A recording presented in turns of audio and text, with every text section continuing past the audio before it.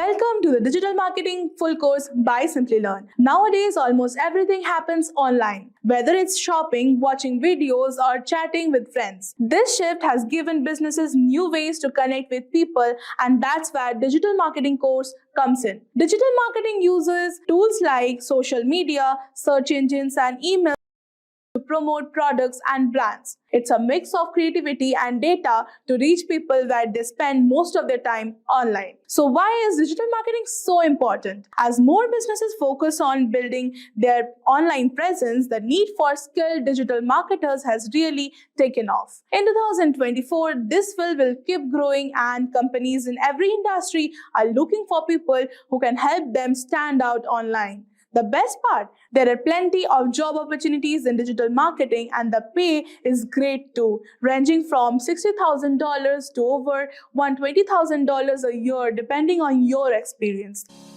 Craving a career upgrade? Subscribe, like, and comment below. Dive into the link in the description to fast-track your ambitions. Whether you're making a switch or aiming higher, Simplilearn has your back. Meet Joey, a digital marketer. He works as the head of digital marketing for Amazon. But how did Joey get here? A few years ago, Joey began to see a large number of opportunities popping up in the field of digital marketing. To begin his entry into the field, he needed to understand what exactly digital marketing was and what was so great about it. First, Joey learned that digital marketing was a form of marketing through which you could advertise to people digitally.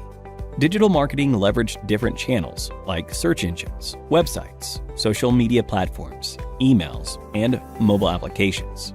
It would give marketers the opportunity to interact with and understand their audience better, and to increase the trust in their brand. Digital marketing would also show marketers advertisements to people based on their actions and preferences on the internet, while being less expensive than traditional forms of advertising. After understanding the main concepts of digital marketing, Joey realized there was more to digital marketing than he initially thought. There were also many types of digital marketing. Types like content marketing, search engine optimization, pay-per-click, social media marketing, email marketing, and affiliate marketing. And once he understood those types, he set up a digital marketing campaign for his uncle's e-commerce website. Let's have a look at what he came up with. First, Joey created content like blogs, videos, infographics, and case studies so that he could generate audience interest in the brand's products or services. This was content marketing. Next, he needed his audience to actually see his content. The first step was to create content on specific search keywords that were relevant to the target audience. Joey would make optimizations on the website and have credible websites linking back to the content. And lo and behold, the website began ranking on the first page of the search results. By continuous optimizations, Joey would continue to improve the ranking and ultimately make the website rank at the first position. This was SEO, or search engine optimization, and Joey could do all of this without spending a single penny. He could also drive traffic to the website with advertisements. But for this, he would have to pay a certain fee each time the ads were clicked. He could have text ads that show up in search engine results, image ads and video ads that show up in websites, and much more. This was possible with the help of PPC, or pay-per-click. However, Joey wasn't done yet. To reach a larger audience, he needed to tap into social media platforms. He would use social media platforms like LinkedIn, YouTube, Facebook, and Instagram to advertise the brand's content. He would use these platforms to advertise the brand's products or services with posts, images, videos, and more to bring out the brand's story and engage with the brand's audience, who spend a lot of time on social media. Like PPC, he could use the platform to advertise the brand's products or services with text, image, and video ads, which needed to be paid for. That's social media marketing. Joey realized that a large amount of the audience weren't visiting the brand's website a second time. He needed to keep them engaged, nurture them, to make sure they purchased the product. For this, he would send them emails that helped them better understand the products they visited on the website and assist them in the buying process. He would also send emails to advertise his products or services to potential customers, that is, with email marketing. And finally, although Joey was able to grow the brand's funnel, he wanted more traffic from third-party websites. This could be achieved with affiliate marketing. Affiliates would promote the brand or product to their audiences for a fee with the help of email signups, registrations, conversions, subscriptions, etc. After setting all of this up, Joey had the hardest part of the process to get through: the wait. Now, as we wait for the results, let's take a break and look at a quiz. Which one of the following forms of marketing involves engaging and nurturing your audience to make sure they buy your products or services? A. SEO. B. PPC. C. Email marketing. D. Affiliate marketing. Let us know your answer in the comment section below for a chance to win an Amazon voucher. Now, let's see what happens at the end of Joey's wait. Although Joey had worked really hard on each of these forms of digital marketing, he only had moderate success. That's when Joey realized he had to gain more knowledge and experience. So he decided to get certified and get ahead in his career with the help of Simplilearn. He took up Simplilearn's digital marketing certification and got the skills and training he needed to become an expert digital marketer. And now, you know where he is. You too can do the same and grow in your career by clicking on the top right corner. Imagine you have a bakery. Now, instead of relying on people walking by your shop, you can use the internet to showcase your baked goods to anyone searching for delicious treats. With digital marketing, you can show off your yummy treats to people all over, not just those nearby. For example, if someone searches for tasty pastries, your bakery could pop up at the top of the list. And how will you do that? With the help of digital marketing. With the help of it, you can promote your content online by advertising on social media. Social media is a big part of digital marketing. Lots of people use it, about 4.9 billion in 2023, and that number is growing every year by 5.1%. Platforms like Facebook and Instagram lets you connect with customers, share cool stuff, and even advertise your bakery to specific groups. Glossier, a well-known beauty brand, started in 2014 as an Instagram account run by Emily Weiss, a beauty industry influencer. They didn't have a physical store or even many products initially. The results? Glossier achieved a cult-like following and multi-million-dollar valuation within a few years, all thanks to a strategic and well-executed digital marketing approach. They didn't have a traditional marketing budget, but by strategically using social media, influencer marketing, and content creation, they were able to build a loyal customer base and become a major player in the beauty industry. Glossier wonderfully used the power of digital marketing to grow their business. So in this video on what is digital marketing, we will be covering the basics of digital marketing, starting with an introduction to what it is, how it is different from traditional marketing. We will explore how digital marketing works, breaking down the steps in easy to understand terms. You will also learn about effective strategies you can use to make the most out of digital marketing for your business.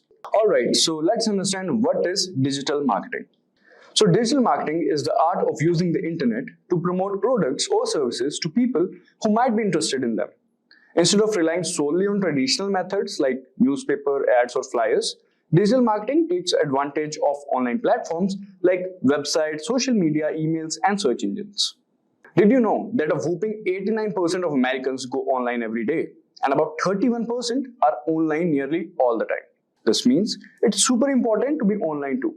By having ads and stuff online, you can make your brand known, give customers a great experience, and even get more people interested in what you offer.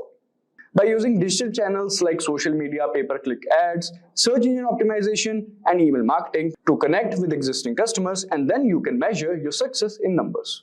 Tracking websites visits and social media engagement, email open rates, and more are also used in this.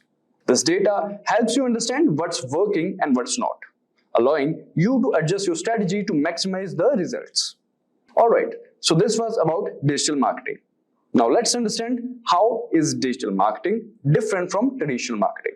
So digital marketing and traditional marketing are like two sides of a coin. They both aim to promote products or services, but they do it in different ways.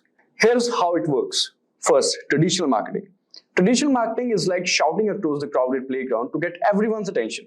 So in traditional marketing, let's say TV ads and billboards. Think commercial and giant posters trying to reach a lot of people at once. Second example would be newspapers and flyers, spreading messages through printed materials delivered to homes or handed out to streets. And now let's talk about the digital marketing aspect. So digital marketing, however, is like whispering directly in the ear of a person who wants a particular product. So let's say online ads. Placing ads on websites or search engines that people who are already interested in your stuff will see. Next is social media. Connecting with people on platforms like Facebook and Instagram, where you can show them why your product is the best. Then another example would be targeted emails. Sending messages directly to people who might be interested, like offering a discount on their first product purchase, is another benefit of digital marketing. So basically, digital marketing is kind of more specific and targeted marketing. Alright, now let's understand how it actually works. So how digital marketing works? Digital marketing works by leveraging the power of the internet and technology to connect with the potential customers. This involves using online tools to reach and engage with your audience where they spend most of their time. That is the internet. So let's have a look at some. First on the list is SEO. So this helps your website show up in higher search engine results, making it more likely for people to find you when they search for something you offer. For example, when someone in your area searches for a freshly baked pastries, SEO ensures that your bakery's website appears at the top of the search results. This increases the chance of local customer finding your bakery online when they are looking for baked goods. Alright, so this was about the SEO. Now coming to the next one, which is content marketing. So this involves creating useful and interesting content like blogs, videos, and social media posts can attract and retain customers. For example, you could create engaging content such as blog posts about the history of pastries, tutorial videos on cake decoration, or photos of your latest creations on social media. This content not only showcases your expertise, but also keeps your audience engaged and interested in what you offer. Next on the list is social media marketing. So this social media marketing involves using platforms like Facebook, Instagram, and Twitter to connect with your audience and share content that encourages them to interact with your brand. For example, you can use delicious images of your bakery goods, interact with customers by responding to comments and messages, and even run contests or promotions to attract more people to your store. That is the bakery. Alright, coming to the next one, which is email marketing. So email marketing is like having a personal connection with your customers. It involves using email to connect with potential and existing customers. It's essentially sending commercial messages, but with a permission-based approach. People who sign up for your email list are essentially giving you the green light to send them information. For example, you can collect email address from your customers who visits the bakery, and you can send them regular updates about new pastry flavors, special promotions, or upcoming events at your bakery. This personalized communication keeps your brand top of mind and encourages to repeat the business. Next is pay-per-click, that is PPC advertising. So pay-per-click or PPC advertising is an online advertising model where advertisers pay a fee each time their ad is clicked.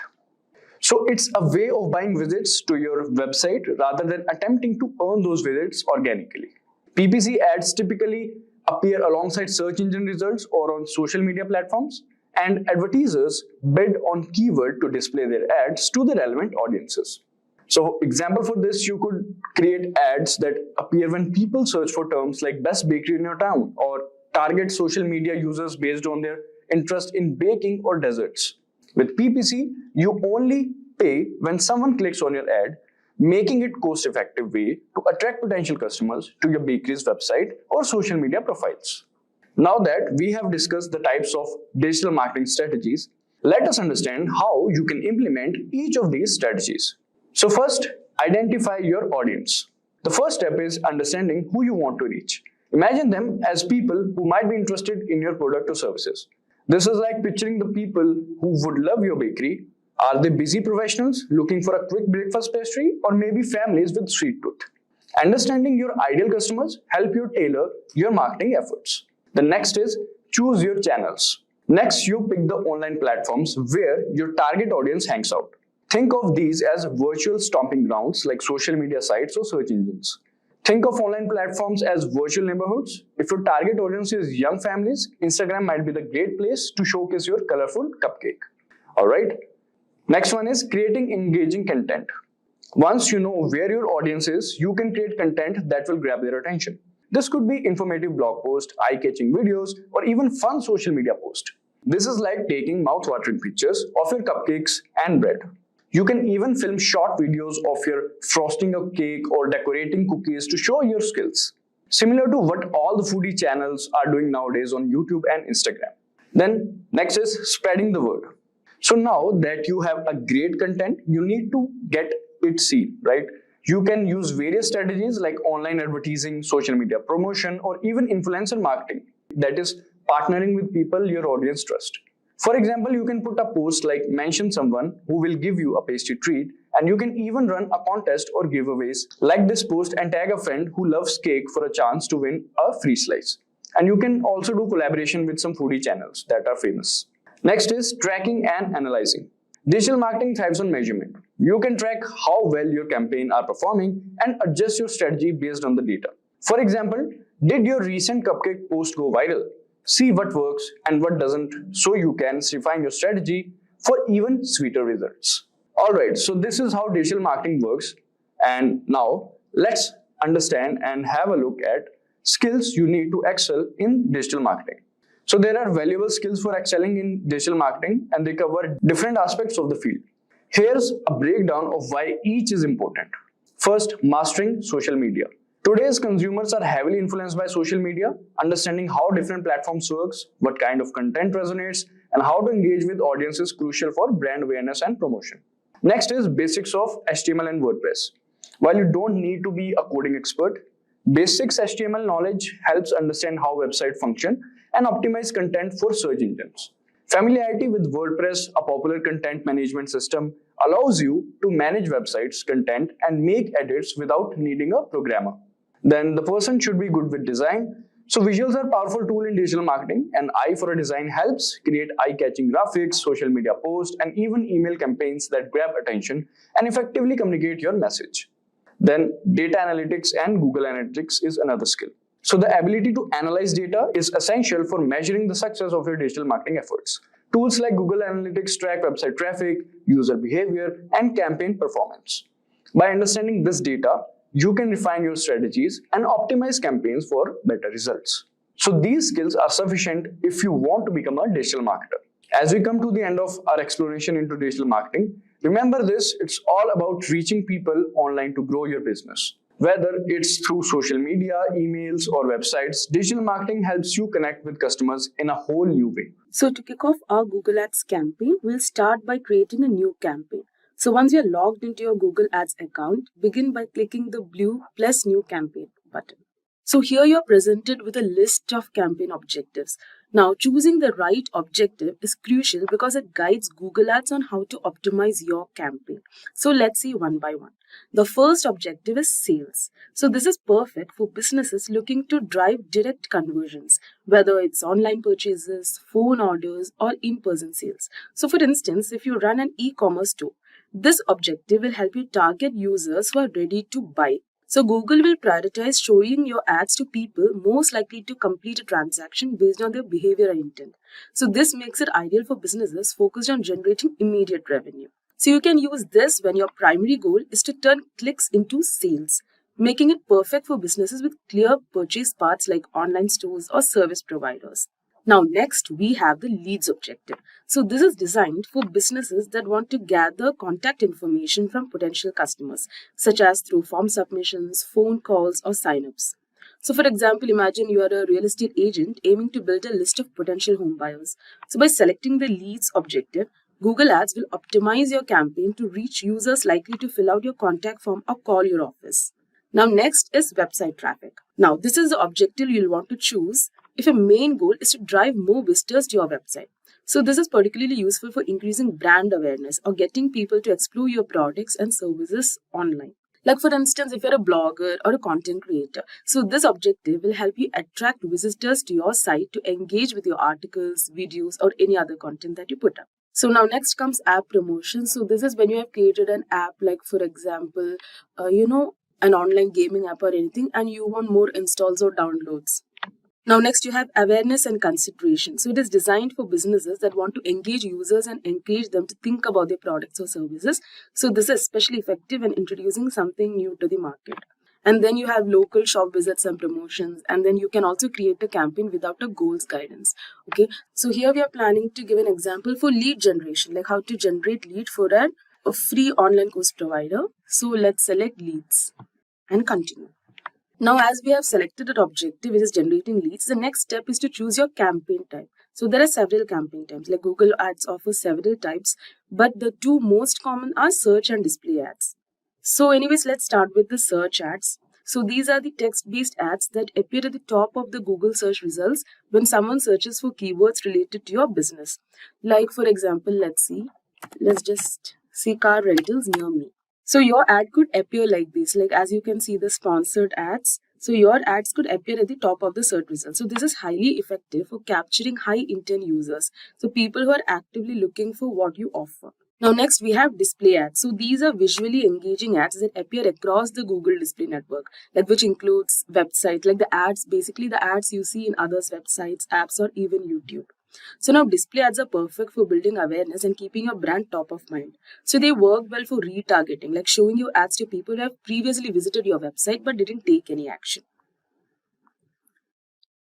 Now the next one is shopping ads. Now shopping ads are a powerful tool for e-commerce websites. So these ads showcase your products directly in the search results, complete with images, prices, and your story. Like for example, if we search leather jackets, just a second. Leather jacket, yeah. So your shopping ad could appear displaying a product image, price, and a link to purchase directly from your website, as you can see here. So this makes it easy for potential customers to see what you're offering and click through to buy. So shopping ads are ideal if you're looking to drive sales of physical products, providing a visual, direct path to purchase. Then we have video ads, which is another impactful way to reach your audience, especially on platform. Video ads, you can create engaging content that appear before, during, or other videos on YouTube. So it is basically the videos, like the ad videos that you see, like while watching your YouTube video. And then we have Performance Max campaign. So this type uses Google's machine learning to optimize your ads across all Google properties, like including search, display, YouTube, Gmail, etc. So Performance Max campaigns are perfect when you want to maximize your results without managing multiple campaign types separately. So Google's algorithms will automatically find the best combination of ad formats and placements to meet your objectives. So right now we'll select the search campaign type. And we'll be giving lead form submissions. And let's press continue. And let's just keep like lead search. So now that we have selected our campaign type, the next step is to set your budget and bidding strategy. So this is crucial as it determines how much you're willing to spend and how Google Ads will manage your bids. So now for bidding, since our objective in this demo is to generate leads, we'll choose conversions. So this strategy lets Google automatically set your bids to get the most conversions within your budget. So now you can set a target cost per action. So this budget is the amount you're comfortable spending per action. So like you can just give 0.3 rupees, per action. And let's press next. Now next, let's define our targeting options. So this step is about deciding who will see your ads, where they will see them, and when. So you can target users by location. As you can see, all countries and territories, India, or any other location, you have options. So for example, if your store is in Delhi, you might want to target only people within a 50-mile radius. Now, additionally, you can also refine your audience based on demographics such as age, gender, and household income. So this ensures your ads reach the most relevant customers. And you can also select the languages that your, customers speak. Like you can give English, you can give Hindi. So you can select multiple languages that your target audiences speak. And also you can, select the audience segments, like what your audience might be doing. So like, for example, we are actually, giving this example for lead generation for a free online course provider. So what we do is we can actually, like, our audience will be students, right? So we can give students. Yeah, you can give current university students. And this is also for working professionals. So you can give working education jobs, IT and technical. So you can select who your target audience are. So effective targeting is crucial for maximizing your ad spend. So take the time to consider who your ideal customers are. Now let's go to next. So now next is selecting keywords. So for search ads, keywords are the backbone of your campaign. So these are the words or phrases users type into Google when looking for products or services like yours. So choose keywords that are closely related to your business. So for example, we are actually looking for lead generation for this particular website, which is Simplilearn skill website that provides free online courses. So first you have to give the final URL. And then you have to enter your keywords. You can also, type in the products or services like you advertise, like the course name and everything, and you can enter the keywords. Now you can take the help of Google's keyword planner for keyword ideas and see how often they are searched. So let's just go to keyword planner, discover new keywords. So now here you have to enter the products or services closely related to your business. So here I'll just type free online course, digital marketing. So you can give so many keywords, okay? And let's get results. So now these are the keywords that are suggested by the keyword planner. So what you can do is you can just select the keywords. Like you can select so many multiple keywords. You can copy it. You can paste it here. So this is a demo. That's why I've just taken, 3 to 4 keywords. But in fact, you have to use more keywords. So now you have selected your keywords. Now it's time to create your ad. So your ad copy includes the headline, description, and display URL. So this is what users will see in the search results or across the display network. So basically in your ad. So making it engaging and relevant. So first you can give the URL of your website. So in the headline, you can grab the attention by highlighting your key offerings and including one of your main keywords. Like for example, you can give master digital marketing. And you can give, you have to fill at least 3 headlines. So you can give free digital marketing course, or you can give best digital, and you can even fill more headlines. Now you can use the description. So this is the description part. So you can use the description to expand on your offer. So you can highlight unique selling points of yours, like expert instructors. For example, you can give expert instructors, or flexible learning, or enroll today to boost your career, etc. So once you have done this, let's go to next. Now this shows your budget. So as you can see, we had given 0.244 cost per conversion. So your weekly cost will be 58,100 rupees. So here you can see the budget. Now the final step is, before we launch, it's important to review all the details. Now Google Ads will show you a summary of your campaign settings, including your budget, targeting, keywords, and ad copy. So you can double check. So next is the review. So here you can double check everything to ensure it aligns with your objective. So this will take some time. So once you're satisfied, you can publish your campaign. So your ads will start running shortly and you can monitor the performance in real time through dashboard. Did you know that 75% of product launches fail due to poor market planning? A great product is only the beginning. Without a solid go-to-market strategy, even the most innovative ideas can get lost in the crowd. The good news, with the right GTM strategy, you can ensure your product reaches the right audience, stands out from competitors, and drives your business forward. Today, AI and generative AI are transforming how businesses craft and execute GTM strategies. From automating customer insights to creating targeted marketing content, AI is helping businesses launch faster and smarter. These technologies enable you to gather market insights, predict trends, and automate large parts of marketing funnel, leaving your team free to focus on more strategic moves. Take Dropbox, for example, competing with giants like Google Drive and OneDrive. They used a product-led growth strategy and a referral program to grow their user base without massive ad spend. Now imagine how faster they could have scaled with AI-powered analytics and generative AI for personalized messaging. AI is reshaping digital marketing and making GTM strategies more effective than ever. By the end of this video, you will understand key GTM strategies, how to define your market, and execute your plan like a pro. So let us first start by understanding what is a go-to-market strategy framework.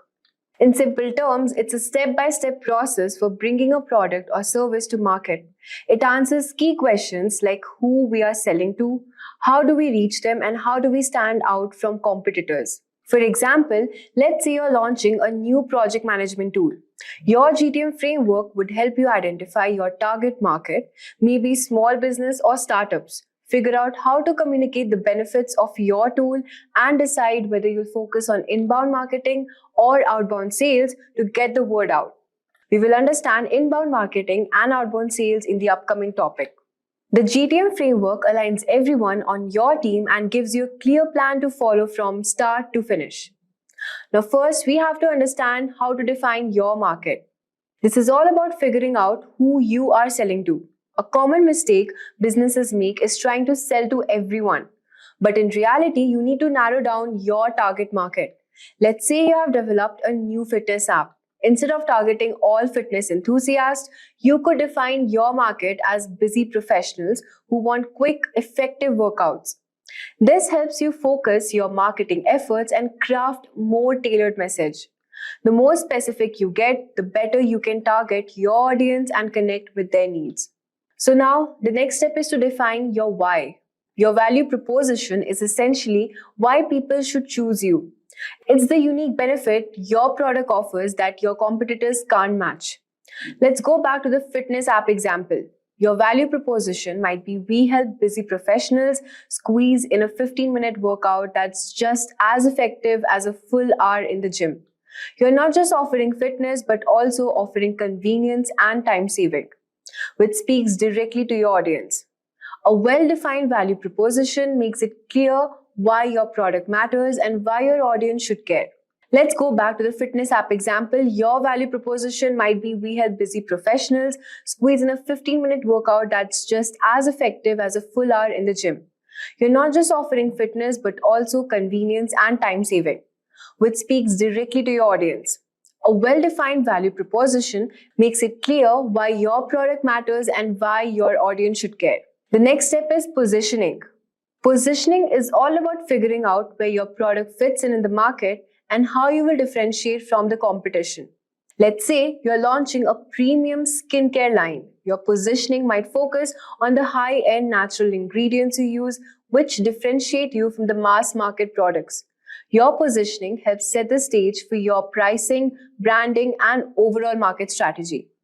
So what are the 5 go-to-market strategies? When it comes to launching a product or entering a new market, there are 5 primary go-to-market strategies, which businesses typically use.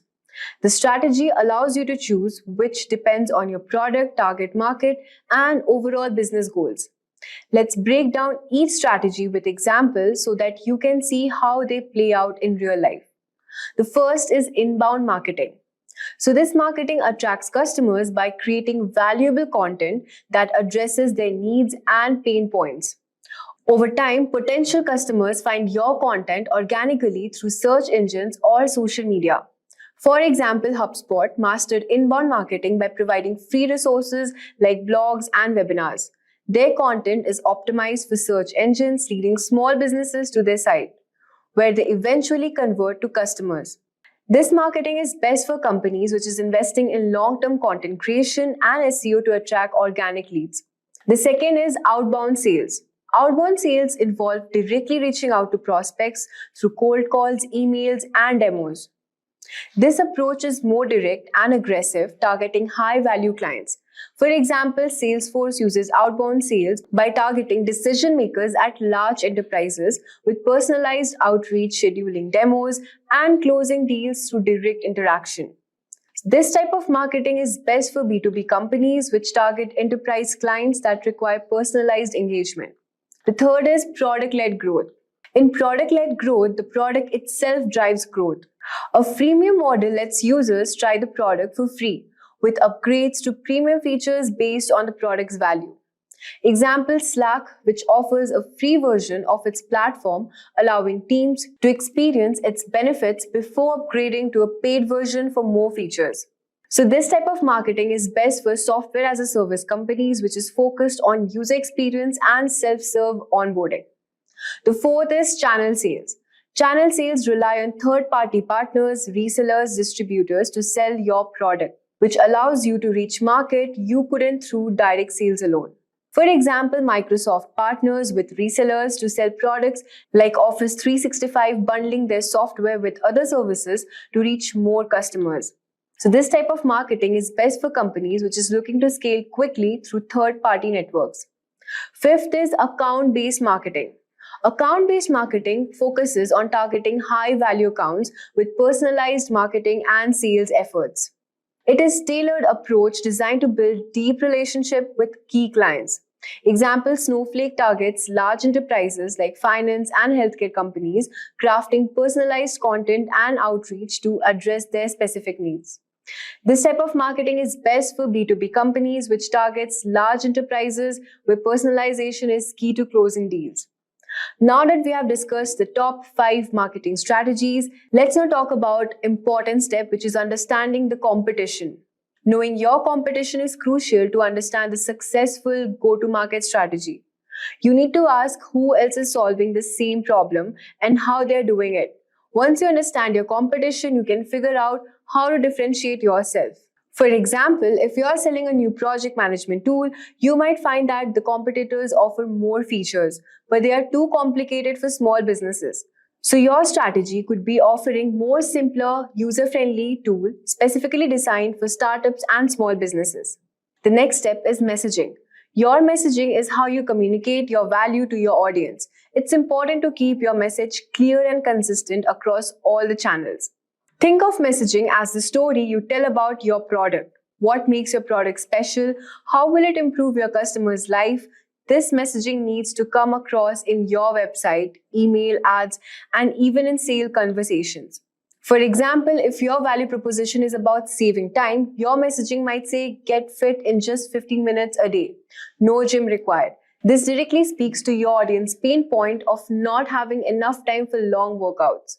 Next step is execution. Now it's time to put everything into action. You have defined your market, crafted your messaging, and figured out how to stand out from the competition. Your execution could involve inbound marketing like content, social media, and SEO. Outbound sales through cold outreach or email campaigns. Partnerships with other businesses that reach your target audience. For example, if you're using inbound marketing, you might create helpful blog posts or videos that address your audience's pain points and lead them to your product. If you're using outbound, you'll want a highly targeted email campaign that resonates with potential customers. Today, we are diving into Wix, an incredibly user-friendly platform that allows you to create a professional website without needing any coding skills. Whether you're starting a new business or bringing an existing one online, Wix provides all the tools you need to build a site that perfectly represents your brand. In this video, we'll be using the example of an online clothing store to walk you through the entire process, from starting a new website and selecting the perfect template to customizing your design, adding essential features like logos and contact forms, and connecting your custom domain. We'll also show you how to preview your website on both desktop and mobile to ensure it looks great everywhere. And finally, we'll guide you through the process of publishing your site live. So by the end of this demo, you'll see just how easy it is to bring your online store to life with Wix. No coding required. So first, head over to the Wix website and log into your account. So you can press get started, and either you can sign up with Google, press continue. So first they will ask you a few questions like who are you creating a website for? So just answer those and press continue. So here I'm creating for myself. So initially Wix will first ask you if you want to use AI to help set up your website. But today we are planning to do everything manually. So let's select setup without chat. And now they will ask questions about what type of website you want to create. So I want to create an online clothing store. So let's type that in. Yeah. And then you can type the name of your business. Let's just give XYZ collections for now. XYZ fashions or collections. Let it be collections.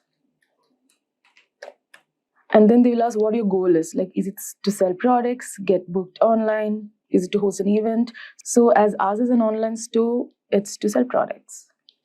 Again, they will ask many questions. So just, answer those. Okay. Finish. So this is basically a dashboard. So we'll discuss about this later. So now first, our goal is to find a template, to pick a suitable template for our website. So let's go to design site. And again, here you have two options. You can either generate a design with AI or you can customize a template. So for now, we are customizing a template. So let's choose pick a template. See, as you can see, there are a variety of templates available. So scroll through and select one that matches your brand style. So let's see. So let's choose this template. Let's go to edit. So you should choose a template that not only looks good, but it should also fit the structure you need for your online store. So keep that in mind. So now we are in the Wix editor, the main interface where you will customize your website. So as you can see here on the left side, you have the main menu, which lets you manage your site's design, add elements, and configure settings. Now at the top, you will find the toolbar for quick access, like saving your design and previewing it. So the first thing you have to do is you have to go through the website. You must familiarize yourself with the interface so that it will make the editing process much smoother and easier for you. So that's the first thing you have to do. Just get familiar with the website options. So now let's get into designing. So as you can see, this is the template, and the template is divided into sections, right? So here you have the header section. Here you have the main body section. Here you have the gallery section. And then you have the footer. So each section is fully customizable, okay? Even though this is a template, you can change each and everything of it, like the images, the text, everything. So this allows you to make the site of your own. So let's start with the header first. Let's just zoom in a bit. Yeah. So here you can go to quick edit to edit the header. So here you can change the background color, adjust the layout. You can adjust the layout and you can edit the menu. So let's just check how we can edit. You can even select images, like these kind of images for the background, or you can keep it plain according to your wish and according to your creativity, basically. Okay, so this is how you can change colors of the header. Now you'll also want to manage your site pages. So what you can do is you can go to page and menu. Page and menu from the left hand menu to add, delete or reorder pages. Okay, so currently in this template, this is the order of the template. So first we have the home page, then we have new collections, then we have collections for women, men, right? So if you want, you can reorder. Like suppose if you want the men's section before women section, what you can do is you can just slide it. You can just drag it. This is all drag and drop method. You can just drag it. It's that easy. It's that simple. Okay, and even if you want, you can add items also. So for example, basically you try to keep your menu simple, but again you must have, like some of the must have categories are shop, about us and contact, right? So here we have shop, here we have about us, but as you can see there is no contact. So what you can do is if you want to add contact, just add menu item. You can create a new page or you can create a new section. You can create dynamic pages. So right now I want to create a section. Now they'll ask, what do you want to link to? So is it a web address? Is it a document? So right now we want if you want email for contact, you need email and phone number, right? So here you can write in your email, here you can write in your phone number and press done. Now next, let's add your store's logo. So as you know, logo is very important for a brand. So now let's see how you can upload your logo. So you can delete this section if you don't want. Just a second. Yeah, you press delete. Now let's add elements. Here you can search, like here's a search bar. You can search logo, custom logo. Yeah, so either you can upload your own logo, like if you have created a logo already, you can upload the images from your file, or else Wix also helps us to create logos. So let's add the logo first, adjust it. Let's see if the logo is here. Just a second. Yes. Now let's go to logo design. Design my logo. Okay, now again they will ask you questions about your business. So this is an online clothing store. Yes. Next. Now they will just ask you what vibe do you want for your logo. What it wants to represent. Should it be modern? Should it be fun? Should it be creative? So I want it to be creative basically. And it should be a fresh one. Yeah, you can choose multiple options. Give next. And again, they'll ask you what text you want in your logo. So basically, I just want XYZ collection. So I just want XYZ. So let's type that in. And then you can give your tagline if you want to. Or else, if you don't want to, you can skip this part. Now let's see what Wix suggests. The logos Wix suggests. So these are the logos that Wix suggests. So you can, select whichever appeals to you. Okay, for example, right now we'll just select this. Let's go to customize. Now here again, even though they have suggested you a logo, you can again, work on it and make it better. You can change the color. If you didn't like the color, you can change the color if you want to. You can add text to this if you want to. Okay, you can add shapes, you can add symbols, right? And even you can upload images. Like inside this, if you want more images, you can upload images from your file also. So for now, let's just save this. Okay. Yes, our logo is created. Of course, you can make it much better. Yeah. So I've just told you you can make much better logo with this. Like I have just showed you the options. So go through it, use your creativity and make a better logo. Because logo is very important. Like a well-designed logo is key to your brand identity. So you must ensure that it's clear and looks great on all devices. Now let's customize the hero section background. So here you can again go to quick edit. You can change the background color. I prefer to keep it plain color, which is better. So let's keep it black. Now this area must be very well edited because this is a great place to showcase your latest products or promotions. So make sure that you use high quality images that align with your brand's aesthetics to make a strong first impression. So you can change these images. For that you can go to manage media. So these are the images from the template. So what you can do is you can actually delete it. You can select this particular image, you can delete it, right? So accordingly you can delete these images and you can add a new image from media. So if you go to add media, you can add your product images from your side. You can go to upload media and from your file, or you can drag and drop from your computer. So that's how you upload your image to the website, right? Now it's time to edit the text. So click on the text box. We'll just see an example. Click on the text box, choose edit text, and we can just update it with something like, summer collection out now. Summer collection out now. You can resize it to bring it to a single line. Yeah. Now you can change the font. Sorry, we had to select it. I think this is cool. And again, you can make it bold, you can make it italics, you can underline it, you can change the color. Okay, let's keep it red. So this is how you edit the text. Accordingly, you can edit texts. So your text should be clear and concise. So be careful with the text color you choose, the text font you choose, and also the size of the text you choose, because your text will always contain a strong call to action. So it must really appeal and also draw the attention of the customers going through your website. So please keep that in mind. So now let's add new sections to the home page. So go to add section from the left menu and choose from options like product gallery, testimonials, or newsletter sign up. So here let's just go to testimonials, for example. Now you can just drag and drop. So these are the templates you can choose from and drag and drop. So you can just drag and drop it. I want it at the end, just before the footer. Yeah. So it's done. Now again, as I have already told you how to, change the images and also work on the text, you can use those and customize your testimonial section. So now let's customize the page footer. So here you can add your store's contact information, social media links, and important legal links like terms of services and privacy policy. So you must make sure your footer contains all the essential links and information customers might need, including return policies and customer service details also. So now let's see how to add contact form. So customer interaction is crucial. So let's add a contact form. For that, you have to go to elements, add elements. You can select contact form.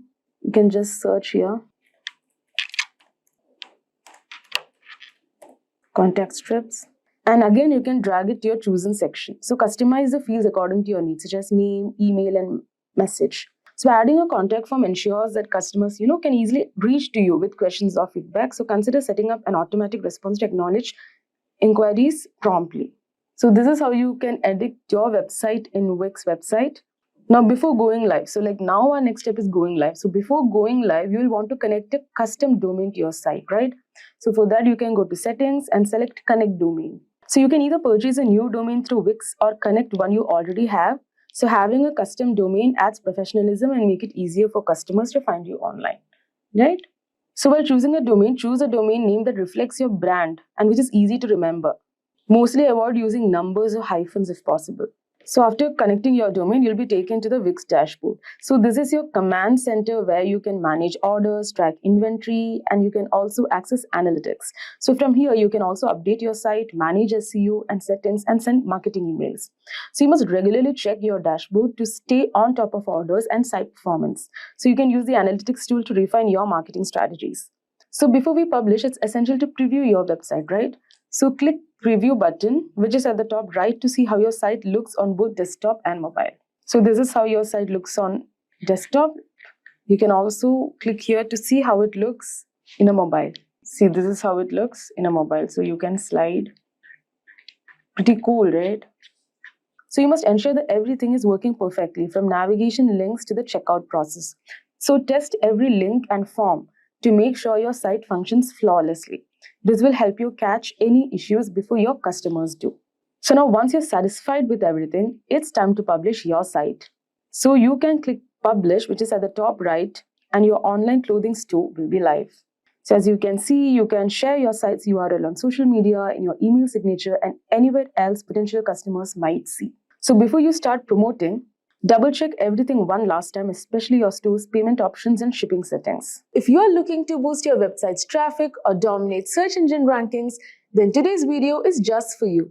We are diving deep into keyword research, a crucial part of any successful SEO strategy. By the end of this tutorial, you'll know exactly how to find the right keywords to help your content reach its full potential. So let's get started. To kick off things first, let's understand what keyword research is. Now, keyword research is all about discovering the exact phrases and terms your potential audience is typing into search engines. Now, by identifying these keywords, you can create content that directly addresses what people want to know, buy, or learn about.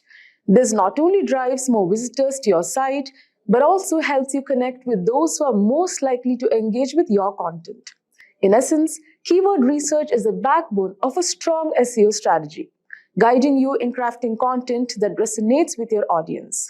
Now that we know what keyword research is, let's dive into why it's so important. Picture this: you're hosting a party.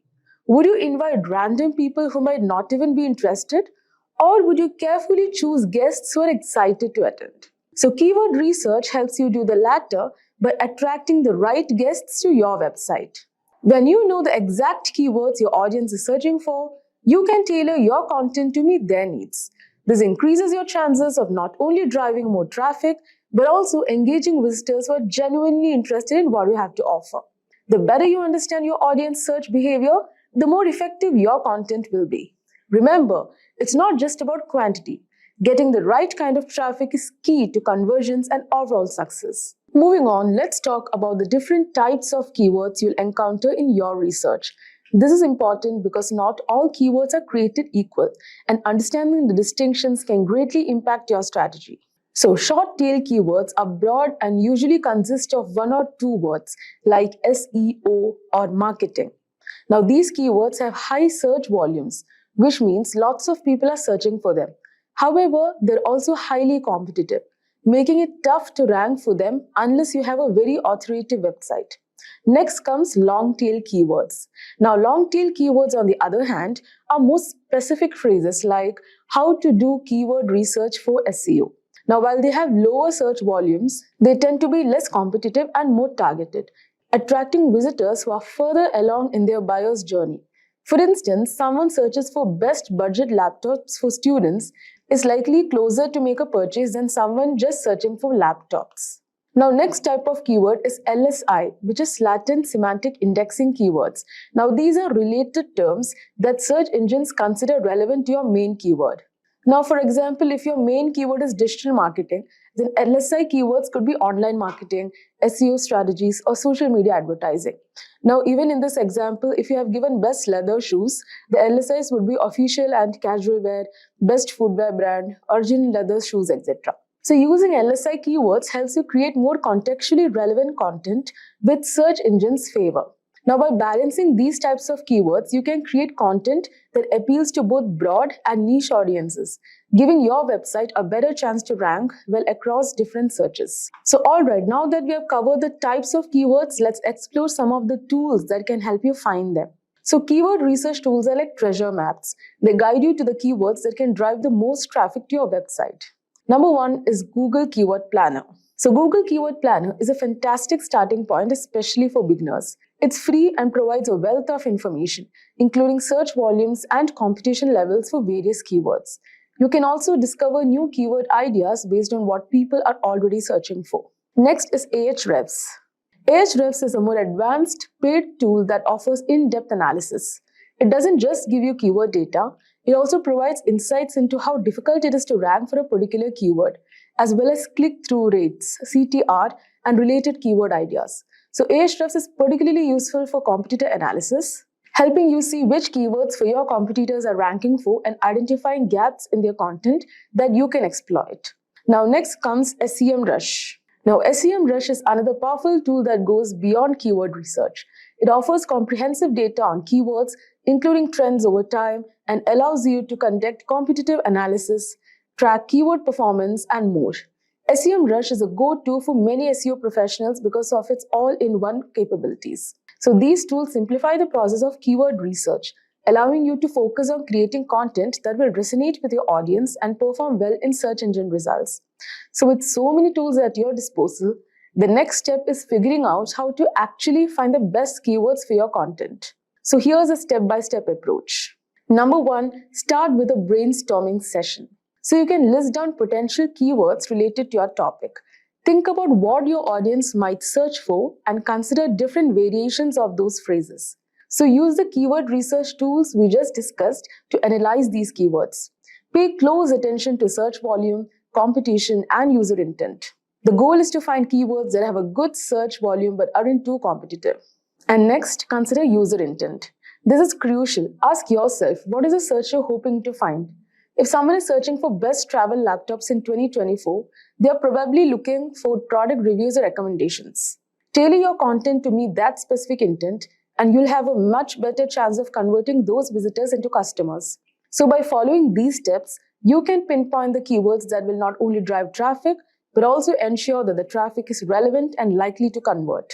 Now, one of the most effective ways to find high-quality keywords is by analyzing your competitors.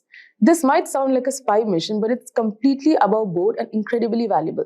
So tools like SEMrush allow you to see which keywords your competitors are ranking for. So this gives you insight into what's working for them, and more importantly, it highlights gaps in their strategy that you can exploit.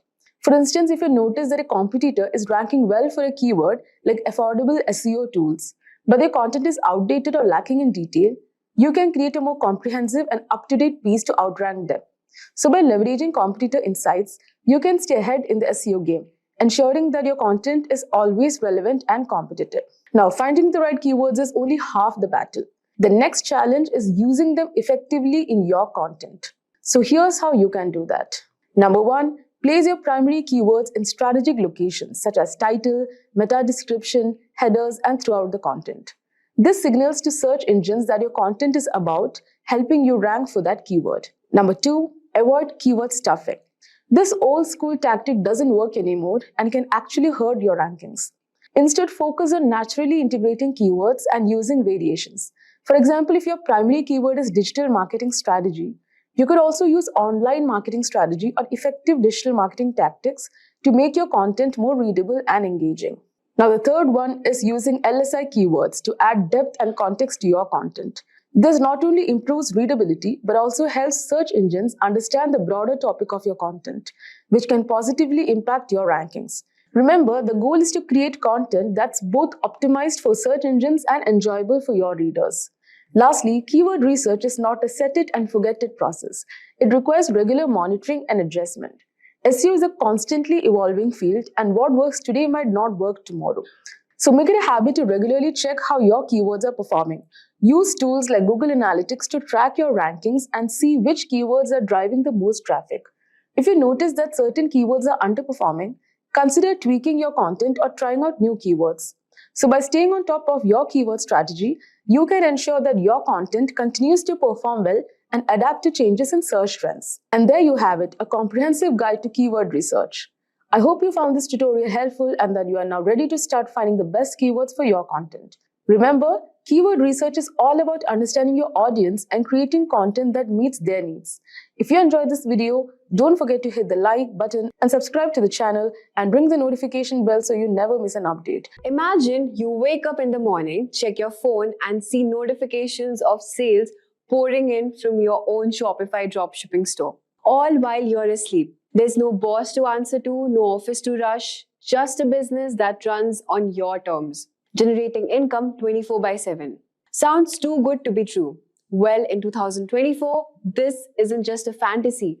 It's reality that you can start building right now with Shopify dropshipping. In this video, I'm going to take you on an exciting journey into the world of Shopify dropshipping, where the barriers to entry are low, but the potential rewards are sky high. Whether you're a student looking to make extra cash, or a housewife eager to start something new, or a professional dreaming of financial freedom, this Shopify dropshipping tutorial is your roadmap to success. And here's the kicker. You don't need any inventory, warehouses, or even prior experience to get started with Shopify dropshipping. I'll walk you through every step from creating your Shopify dropshipping store to finding trending products and finally turning those products into profit. By the end of this video, you won't just have an online store, but also have the foundation of a Shopify dropshipping business that could change your life. So let's start with setting up our Shopify store. To do this, first log into your Shopify website. So let me show you how to do so. Just search on Google Shopify and just click on the first link. All right. Just click on Start Free Trial.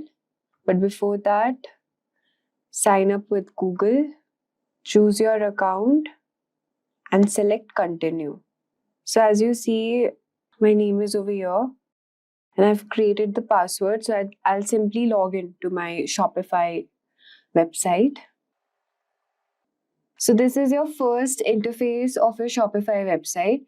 To do this, the first window that pops here is where would you like to sell these items. So we will just click on online store and then click on next. Which of the best describes you? So you can just click on I'm just starting. And here you can click on drop shipping products and get started. So which plan do you want to try? So these are the plans which you would need to buy. So initially we'll start with a free trial. So we'll just select on I'll decide later. Okay, so this is our interface of our Shopify website, as you can see. So starting a Shopify dropshipping journey begins with creating your store and importing products on Shopify. So in this video, I will show you how you can actually import your products and customize your dropshipping Shopify according to your product needs. So Shopify will first offer you a free trial to get you started. And the process is very simple. As you go through these steps, Shopify, I'll guide you in setting up your homepage, product pages, and the navigation menus. So this is the navigation bar you can see, and this is my store here. We'll just click on my store. So these are the stores I have created before. And okay, so I'll show you step-by-step process. So there are 8 processes to complete. First, you have to find products to sell, then add custom domain, customize your online store, and many options are there. So let's start with the first process, which is find products to sell. So this is our home application. These are the orders. We do not have any orders yet. So first, let's start with setting up our account. So I'll just click on Browse Product Sourcing Apps. Okay, so these are the drop shipping apps which you would need to connect. So our first step was to find products to sell. So we'll just click on Browse Product Sourcing App. And you can see these are the drop shipping apps, but the apps we are finding is different ones. So we'll just click on Shopify App Store. And here you can import and find products to sell. So we will just search on this bar. We'll just search Ropso, R-O-P-S-O, Ropso Cloud Drop Shipping. And we'll just press enter. So as you can see here, we can see the Ropso Cloud Dropshipping. This is a good dropshipping application which you can connect it with your Shopify. So we'll just click on this and you can see the features are mentioned over here. So you buy products, import products from this application and sell it in your Shopify app store. So it's free to install and additional charges may apply later. So we'll just click on install button here. So let's talk about what is Ropso Cloud Dropshipping. Ropso Cloud Dropshipping is a Shopify app that helps entrepreneurs to set up online stores and sell products across India. It's a partnership between Ropso's India first short video app and Shopify. The app offers a variety of features including product sourcing, management, order management, shipping, tracking, analytics, and many more. So, okay, so we have seen here, we'll just click on install. So this, we have linked our Ropso Cloud with Shopify. We'll just click enter. And this is my Shopify store name. You can also change your store name according to your customization. So suppose I keep my name here as a brand new shop. Anything you can keep, and just click on submit. So I've created my store and linked it with Shopify here. So as you can see, Ropso Cloud X Shopify partnership with Shopify. So just check out the products they have. You can see in so less prices, we are getting this natural hair growth oil, and so many things are there. So let's suppose I want to purchase this product. I'll just click here, and this is the product here. So I'm just getting it for rupees 190. So I'll just push it to Shopify, and here, this is my shop name, and you can just keep the margin, the profit rates at how much price you're selling. Suppose I want to sell it for rupees 390, all right? So 200 is my margin rates, and I'll just push it to Shopify. Okay. So as you can see, I have pushed it to Shopify account. So we'll just go back to our store and we'll just refresh this. Okay. So we'll just click on this product option, and you can see our product is here. It's imported, natural hair growth oil, inventory, sales channel, markets, and the vendor name. Everything is here. So, okay. So for the collection, we do not have anything much. Just click on home page. Okay, I'll show you later how to do this, but for starting, let's just click on home. Okay, so we have learned how to, import products using different application like Ropso. There are many drop shipping apps available, each with its own strength. Some includes Modulus, S-Pocket, and many more. So they will allow you to browse through products, import them directly to your store, and automatically send order details to suppliers for fulfillment. So while choosing a dropshipping app, you consider factors like supplier location, shipping time. Connecting the right app to your store is very important for ensuring a smooth customer experience. So after connecting to dropshipping app, it's time to move on to the next step, which is add a custom domain. So you can actually add domain according to your need. We'll just click here, add domain. All right, so you can buy a new domain or connect as existing domain. So for the time being, we cannot just buy new domain. So we'll just let it be how it is, whatever it is. So, okay, we'll just click here as done. Because to buy a domain name, you need to go through a lot of more process. We'll explain it in our later video. So we'll just click on to the next step, which is customize your online store. So this is quite important. So let's check how we do this.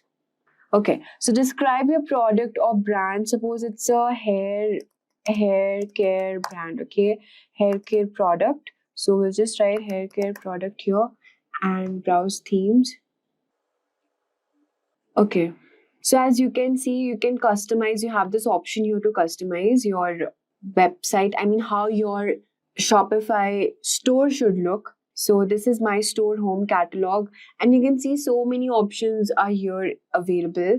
So you can also change this is our featured product which we are selling. So we can change the image in the image banner, and in the header section, you can also write anything you want to. This is the header section bar, ad block, ad section. This is the announcement bar, and see so many options are there. For template, you can also change your template image banner. So we'll just click here. Browse buttons options are there. So just click on button to browse the latest products. So we can just write here, check out our latest products, and heading size you can keep it medium, and just click on save. Okay, I've just typed here wrong, so I'll just write latest and just click on save here. All right, you can customize according to your personalized, however you want to make your website look more attractive. And announcement bar is there. So whatever you want to write, it's written welcome to our store. If you want to change it, you can. So you can see you can explore free images here. And suppose like I want to keep any images from here. Suppose this image. So I'll just click here and select. So these are so many options available here according to your need. So you can just customize it however you feel like. So we'll just move on to our next. We'll just check out the next options. So now we have know how to customize your online store. The next step is to name your store. So you can just name your store whatever you want to name. Suppose hair care, and just click on save option here. Alright, so after doing this step, we'll just go to, you can see these are the store details here.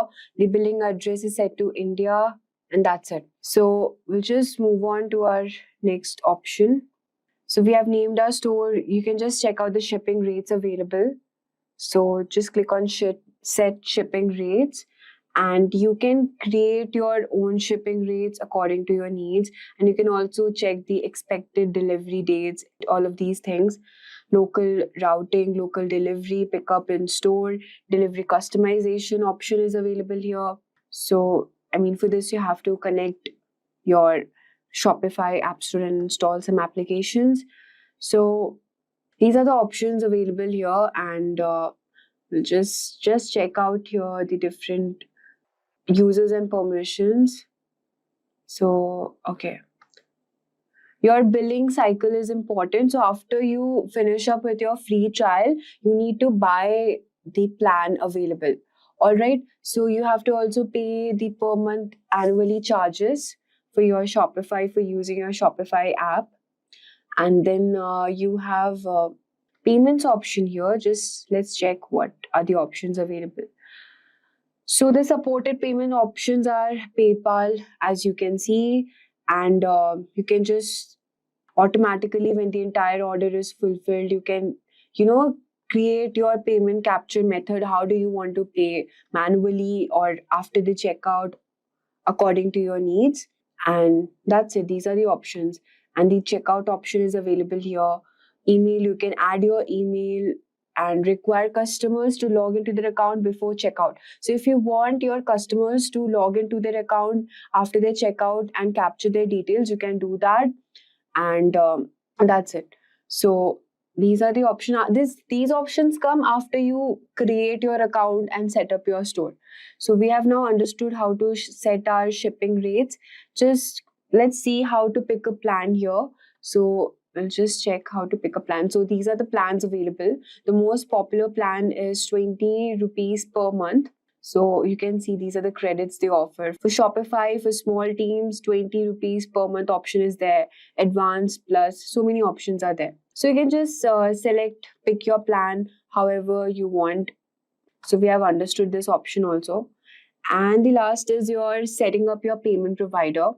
So let's see how to set up payments over here.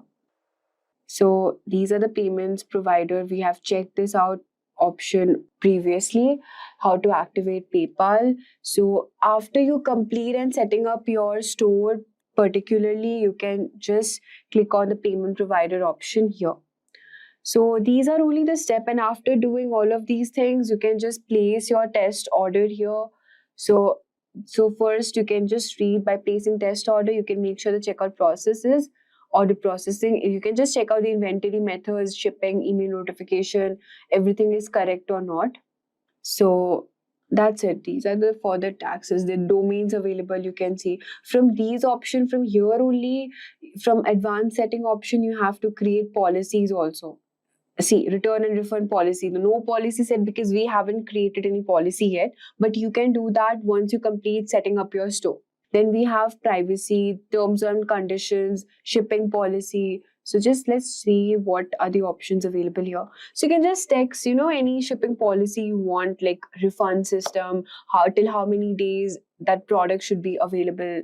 So these are the shipping policy, and contact information also. You can provide contact. Return rules are off. You can just simply click on manage and just do your return rules, all of these things. So these are only the steps. How do we create our Shopify application? So these are the options which we have seen on how to enhance our customer support using Shopify Inbox. And so you can see that Shopify offers a lot of tools available here to, you can explore SEO settings, create email marketing campaigns, and run social media ads to attract customers. So we have seen on how we have enhanced all the customization and creating website, buttons, and everything. And how do we, connect our Ropso cloud drop shipping in our Shopify. So that's it. We'll just select we have completed all our steps, and you can just place test order. That's it. We're just done and setting up our test guide. Okay. So these are the online store available. You can see these are the themes we have selected, and that's it. You can customize here. You have again the option of customization. We last saved 12 minutes ago. Blog post options are there. Marketing. You can, just click on marketing, how like previous period, how you have sell your products, the sales attributed to marketing, what is the average order value and the total sales. You can also click on the analytics option and check the total sales, the discounts available, gross sales, duties, how is your Shopify application growing, and you can just plan it accordingly. And the content option is also here. Customers, you can add import customers here, connect with the customers, then products, whatever products you have. Right now, we just have one product in our hand, but you can also add many products, whatever product you want to import in your Shopify application. And this is the order I have already told you. So we haven't placed any, we don't have any orders right now. So it's showing your orders will show here. And there we have it. By following these steps, you'll have a fully functional Shopify dropshipping store ready to start making sales. The beauty of dropshipping is that it allows you to run a business with minimal upfront investment, giving you the flexibility to experiment with different products and marketing strategies. Did you know that 93% of online experiences begin with a search engine? That's a massive audience you are missing out on if your website isn't ranking high on search result pages, that is SERPs. But SEO can feel challenging, filled with complex algorithms and ever-changing practices. Enter ChatGPT, the AI assistant that's like having a secret SEO weapon in your arsenal. By using its language processing power, you can put it into work and watch your SEO results explode. With the help of it, you can generate keyword ideas that drive targeted traffic. You can craft compelling content that keep visitors attracted. And you can also optimize your meta descriptions and titles for maximum clicks. So in this video, we will understand how using ChatGPT, you can boost your SEO strategy backed by actionable insights and metrics that matter. So in this tutorial, we will cover finding a title, generating the content, how to modify the content according to you. Then we will understand SEO prompts for statistics and FAQs. After that, we will understand plagiarism check, meta title and descriptions, and in the end, ChatGPT for summary. Imagine harnessing the power of artificial intelligence to kickstart your own digital business. AI has unlocked endless possibilities, making it easier than ever to create and sell digital products online. From generating captivating art to crafting engaging text, AI tools are your gateway to effortlessly producing a wide range of digital products that can elevate your business or even be sold for profit. The beauty of AI lies in the accessibility. No need to be a tech expert to dive in. In this thrilling article, we will explore the diverse digital products you can create with AI, reveal the best tools at your disposal, and guide you through the process step by step. Get ready to unleash your creativity and see how AI can transform your entrepreneurial aspirations into reality. Craving a career upgrade? Subscribe, like, and comment below. Dive into the link in the description to fast-track your ambitions. Whether you're making a switch or aiming higher, Simplilearn has your back.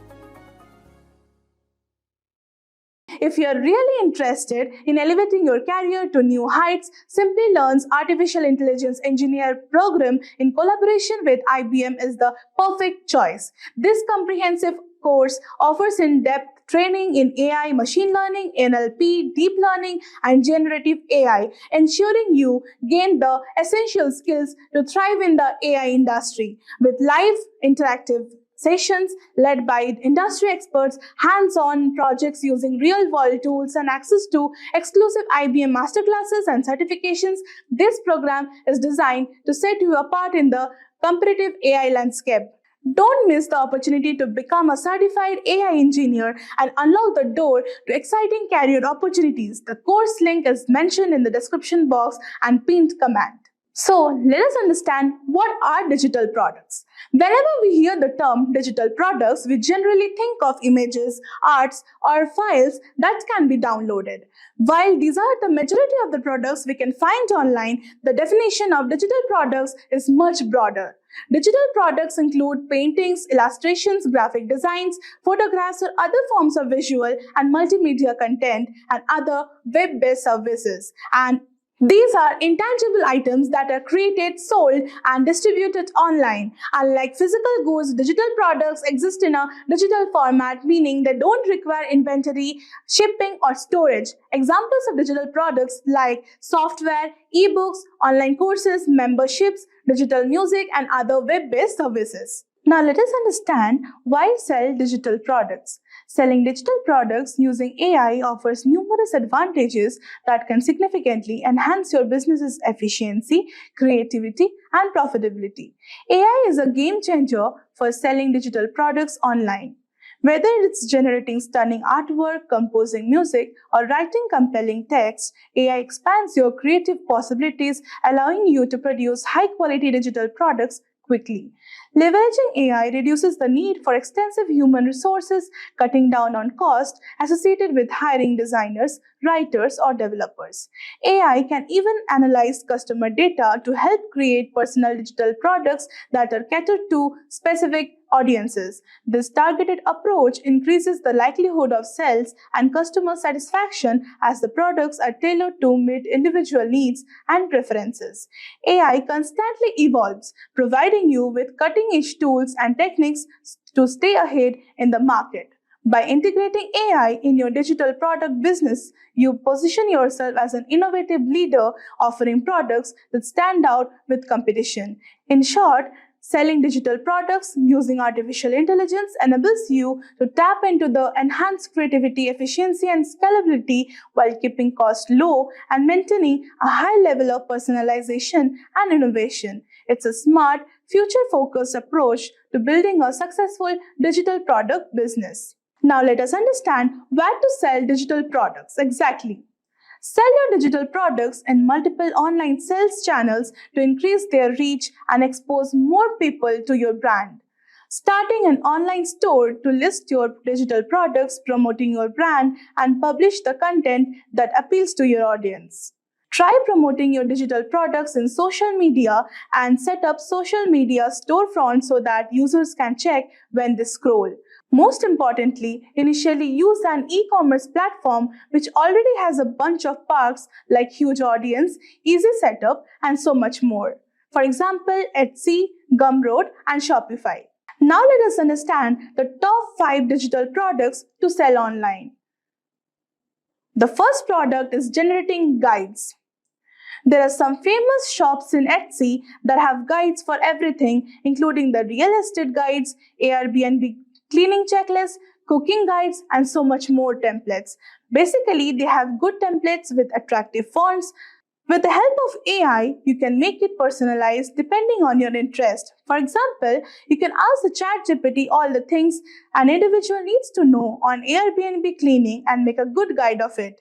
Here, 75% of the work is done by AI, and you yourself need to copy the template to Canva or Word and ultimately make it look good. The next product is logo design. Let me tell you, one doesn't need to be a graphic designer to design logos, as Midjourney has the ability to create logos for almost everything. Pick up the list from the ChatGPT on which business you can create logos for, and you're halfway there. Finally, you need to utilize your idea and write your prompt in the Midjourney, and the result will shock you for sure. It is one of the most profitable business among all, but you need to understand the language of AI, Midjourney, and a bit of Photoshop. The next product is business cards. This is one of the top selling cards online as it is demanded by most businesses. Basically, it's a card carrying information regarding the type of businesses, their landmarks and contact details, etc. You need to go to the Midjourney to tell it your exact card design and pick up a design and put it in Canva to make it personalized and usable. The next product is resume templates. Without any doubt, this product is booming in the market. With the advantage of AI, it can be one of the most profitable businesses overall. Professionals are continuously searching for better resumes that create impressions and even cross the application tracking system and finally get hired. You just need to tell ChatGPT to create a particular type of resume with necessary sections. You can just write a prompt in Midjourney to create great looking resumes that are unique and you are done. Using both the things together, you can just start the most profitable business. The next product is product mockups. Product mockup is a broad market including frame mockups, t-shirt mockups, pillow mockups, etc. The hero product is the mug mockup, which are actually best for gifting purpose. In the modern era, people are a fan of personalized products and this field actually fans the desires. You need to be back on Midjourney and simply ask to show some simple mugs with white background and Photoshop it to make it personalized. It's a great idea to start the business as it's a trending market and can earn a lot. Now let us understand how to create and sell digital products. After you have basic knowledge about what digital products are and what products to sell, the next step is to know how to create and sell them. So let us understand the step-by-step guide to create and sell digital products. The first point is identifying a product. Begin by identifying a digital product that's in demand. Kate's research led her to gallery wall art. Kate identified a potential product by conducting market research on Etsy, a popular online platform for selling homemade goods. She spotted a demand for a specific type of product, gallery wall art sets, bundles of printable art images. She analyzed the listings using the Adobe Chrome extension to estimate the potential revenue and total sales. Seeing the demand for this type of product and its high earning potential, Kate decided to utilize AI technology to simplify the creation process. Follow the same process and you can identify the real diamond pretty soon. The next point is the website to generate designs. Use websites like Midjourney to generate designs, images, text, anything and everything in just a few steps. Midjourney uses text prompts to generate the search. The next point is download the design. After you select a particular type of design of the product, download it in your system for further process. The next point is use of AI tool. ChatGPT is the next wonder of AI. Use that wonder to make the product personalized and gain all the knowledge if you are making any type of guides. The next comes use of photo editor. For selling digital products online, one of the skills you need to master is the use of photo editors like Photoshop, Canva, etc. The better you can use, the better your product will look. Having intermediate knowledge of photo editors will be great to start with. The final step is listing the product. After everything is done, give life to your product by listing it on a website like Etsy, Gumroad, etc. and you are good to go. Now let us understand the tips to sell digital products. Before you start a business, understand your target audience. Knowing your target audience will help you create products that meet your needs and preferences, which can lead to more sales. The next comes identifying profitable digital products. It will help you go a long way. Choose products that are doing well in the market like logos, wedding cards, resumes, and more. Use Google ChatGPT to gain information and have a research on websites like Etsy, Gumroad to see the business. The bestsellers use the great marketing strategies. You too need to do that. AI can help you market your digital products. You can use AI-powered chatbots to answer customers' inquiries and send automatic generated mail marketing campaigns and create an audience. The last but not the least, the most important step is to have a competitor analysis. Research on competitors' products, their pricing strategies, their audience, etc. can help you a lot in formulating your marketing. To make $1,000 a month with digital products using AI, you must create valuable products that solve your customers' problems and market them effectively. Pricing your products correctly, creating an automated sales funnel, and scaling up your business and all are critical components of a successful digital product business. With this, we have come to the end of the video. Hope you have liked it. For any queries, do comment and one of our experts will definitely help you out. We have already discussed what copywriting is.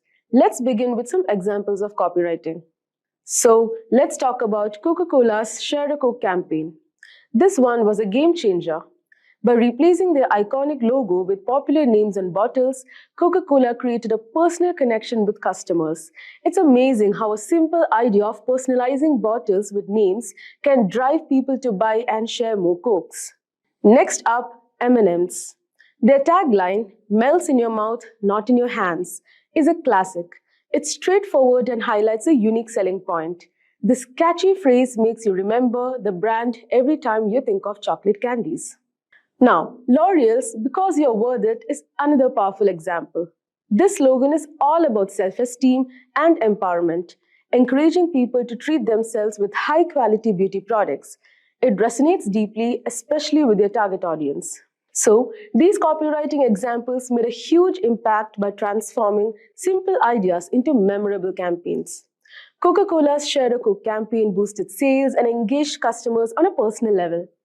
M&M's tagline became a staple phrase that people associated with the product, and L'Oreal's empowering slogan helped build brand loyalty and position their products as a choice for self-care. Now, before going forward, let's take a quick sneak peek into the history of copywriting or how this evolved. Copywriting began in the late 1800s with John Emery Powers, known as the first professional copywriter. He crafted compelling ads for products like Murphy Varnish Company, highlighting its durability and shine. In the early 1900s, Claude Hopkins revolutionized advertising with scientific methods, creating effective campaigns like the famous Pepsodent toothpaste ad. And as time went on, Apple took copywriting to new heights with memorable campaigns like Think Different. Apple's Think Different campaign, launched in the year 1997, marked a major turning point for the company. Featuring famous people like Albert Einstein and Mahatma Gandhi, it celebrated creativity and originality. This campaign transformed Apple's image from a struggling tech company to a symbol of innovation and uniqueness.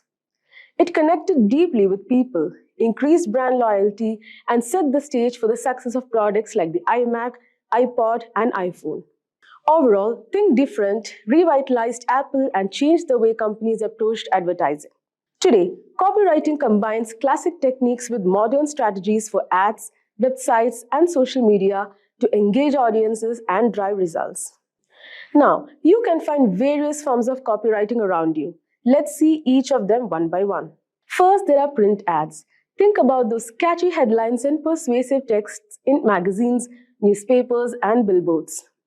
Then there's online content. This includes website copy, blogs, and social media posts.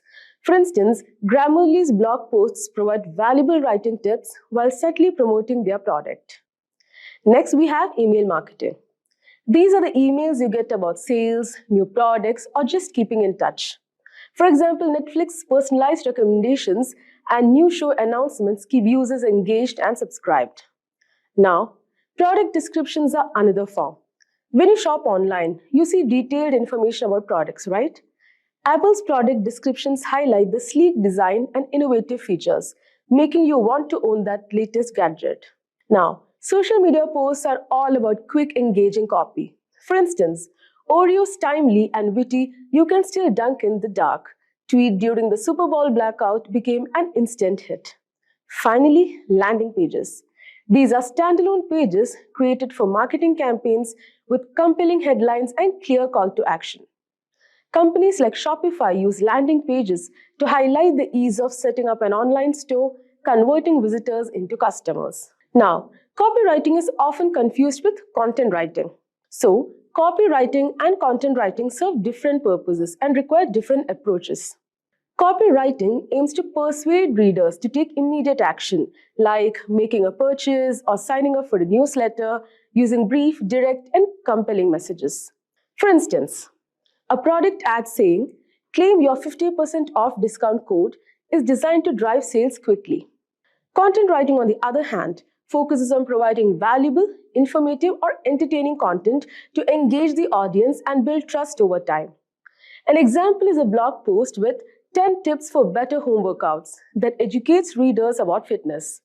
While copywriting is short and action-oriented, content writing is longer, detailed, and aimed at offering useful information. So understanding these differences helps you choose the right approach for your marketing goals. Now that you have got a clear idea on what copywriting is all about, let's break down the steps you need to take to become a successful copywriter, from understanding what copywriting is to finding your first job.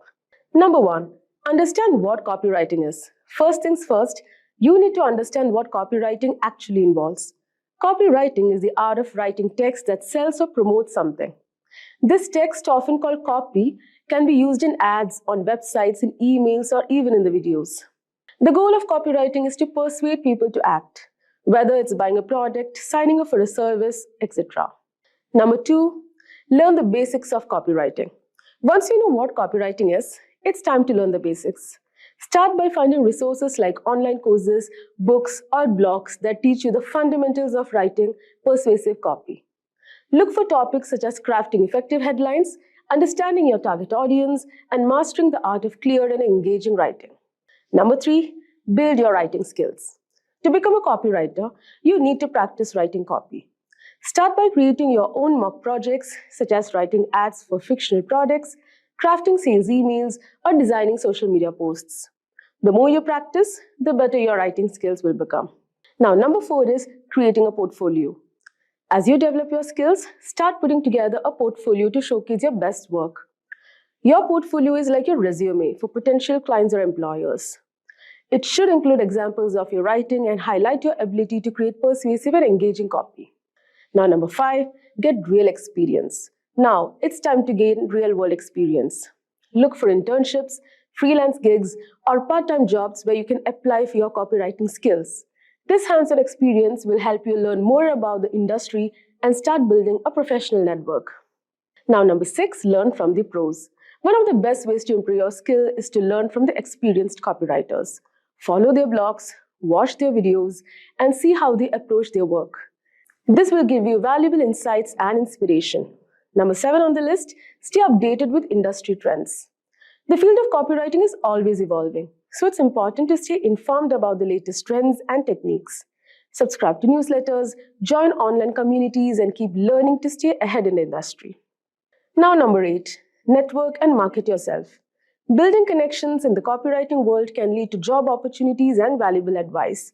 Attend industry events, join online forums, and connect with other professionals in the field. Now, number 9, get feedback and improve. Seeking feedback from others is a great way to improve your skills. Share your work with more experienced copywriters or mentors, and use their feedback to make your writing even better. Now, at last, number 10, keep practicing and growing. Finally, keep practicing your copywriting skills and looking for new opportunities to grow. The more you practice and learn, the better you will become. So, copywriting offers a wide range of job opportunities across many industries. As an advertising copywriter, you'll create engaging ads for TV, radio, and online platforms. Marketing copywriters focus on crafting content for brochures, flyers, and websites to attract customers. If you're an SEO copywriter, you'll write content optimized for search engines to improve website rankings. Content strategists plan and manage content strategies, while social media managers create posts and ads for social platforms. Email marketing specialists design email campaigns to nurture leads. Creative directors oversee creative campaigns and lead teams. Product copywriters develop appealing product descriptions for e-commerce websites. Now, one of the biggest perks of copywriting is the flexibility, especially if you choose to freelance. As a freelance copywriter, you can work with multiple clients, set your own schedule, and pick projects that excite you. This flexibility allows you to balance your work with other life commitments and explore a variety of industries and writing skills. Whether you prefer the stability of a corporate job or the freedom of freelancing, copywriting offers diverse career paths. It's a field where you can continuously learn and grow, finding the right fit for your skills and interests. So, there you have it. That's a wrap on a deep dive into the world of copywriting. We have covered a lot today, from what copywriting is and its importance in business to the vast job opportunities available in this field. Whether you're aiming for a corporate position, looking to work in advertising or digital marketing, or considering the flexible lifestyle of a freelancer, copywriting offers endless possibilities. Remember, the key to become a successful copywriter is practice, creativity, and a good understanding of your audience. If you are passionate about writing and persuasion, there's a place for you in this dynamic industry. Are you looking to turn your passion for writing into profitable online venture? In this comprehensive guide, we will show you how to easily create and sell ebooks using ChatGPT, an advanced AI tool that simplifies the writing process. Creating ebooks has never been simpler, thanks to ChatGPT's ability to help you brainstorm ideas, generate content, and structure your book efficiently. Selling ebooks online is a fantastic way to make money. As digital products are in high demand, you can reach global audience without the hassle and the cost of printing physical copies. Plus, ebooks offers the convenience of being eco-friendly and easily accessible to readers worldwide. Throughout this video, we will walk you through the entire process from the initial idea to the final sale. You will learn how to use ChatGPT to generate engaging content, format your ebooks, and publish it on popular platforms like Amazon Kindle, Direct Publishing KDP, and Apple Books. It's your choice where you want to publish it. So stay till the end of this video because we will guide you completely on how to create an ebook and sell it online, and that is also completely free. Yes, you heard it right, completely free. Alright, so now let's understand what is an ebook and what are the benefits of creating it. So an ebook is like a digital box that you can read on devices like tablets, smartphones, or computers. It's convenient because you can carry many ebooks in one device without needing physical space. Creating an ebook offers several benefits. First, it is cost effective since you don't need to print copies. Second, ebooks are eco-friendly as they save paper and reduce, I repeat, as they save paper and reduce carbon footprint. Third, they can easily accessible globally, allowing authors to reach broader audience. Fourth, ebooks can be interactive with features like hyperlinks, multimedia, and search function enhancing the reading experience. You can make money from ebooks also in several ways. Firstly, selling ebooks through platforms like Amazon Kindle, Direct Publishing, or Apple Books allows you to earn royalties on each sale. Pricing strategies can vary from offering, promoting to setting competitive prices based on the market demand. Secondly, you can leverage ebooks to build authority and attract clients or customers in your niche. For instance, an ebook on digital marketing strategies can showcase your expertise and lead to a consulting opportunities. Thirdly, offering premium content or bonus material alongside your ebooks can justify higher prices or subscription models. This approach enhances the value proposition for readers. And lastly, licensing for selling rights to your ebook for translation, adaptation into other formats such as audiobooks or courses, etc. So there are many benefits of creating an ebook and selling it online. It is primarily used for money making, also to get aware for, I repeat, also it is used for the awareness of if you're launching a product, people use ebooks to firstly show the demo of what that product is. So you can use the ebook in many ways. So in this video, let's understand how to create ebook. For that, let's move on to the browser and understand. Alright, so now this is our browser. Now let's understand how to create the content of ebook using ChatGPT, which is our AI tool. So we'll go to ChatGPT. So now here we will be writing a prompt to write the content of ebook. Now it's up to you on which content do you want to write it. It can be in your domain also, and it can be something in which you have the interest, you have the passion, and you are good at it. For example, let's say somebody is good at the knowledge regarding cars or regarding bikes or regarding anything. He or she must have the value to provide to the audiences. That content he should write the ebook on. For example, so let's take an example, like I'm writing an ebook on how to make money online, right? So what should I write? So I'll start with writing the prompt. Just a second. There we go. Write an ebook for titled How to Make Money Online, featuring the AI generated images for each chapter. This ebook will contain 8 pages and 6 chapters divided into 6 chapters.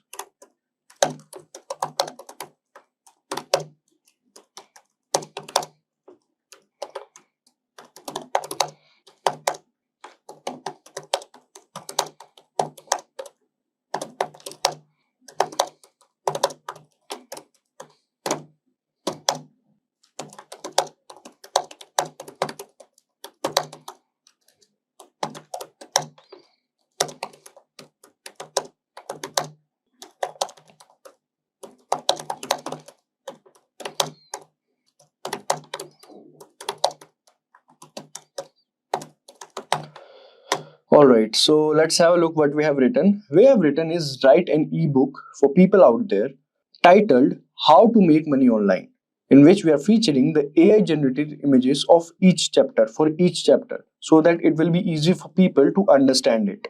Now, this ebook will contain 8 pages. So I've instructed ChatGPT to create 8 pages divided into 6 chapters. Each chapter will be explained in human-like manner and long paragraphs. It should be long paragraphs. Also use AI generated images in between the chapter for the better explanation. So let's see what the result it gives us. All right. Chapter 1 is freelancing, and we can see it is not able to generate the images. We'll do something about it, definitely.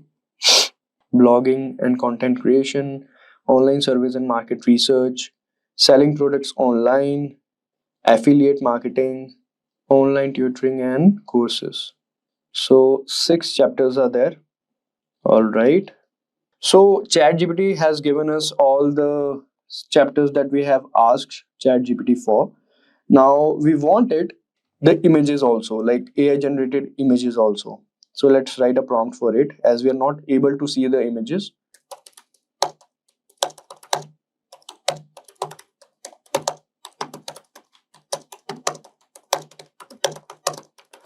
So I'm writing where are the AI generated images that I asked for.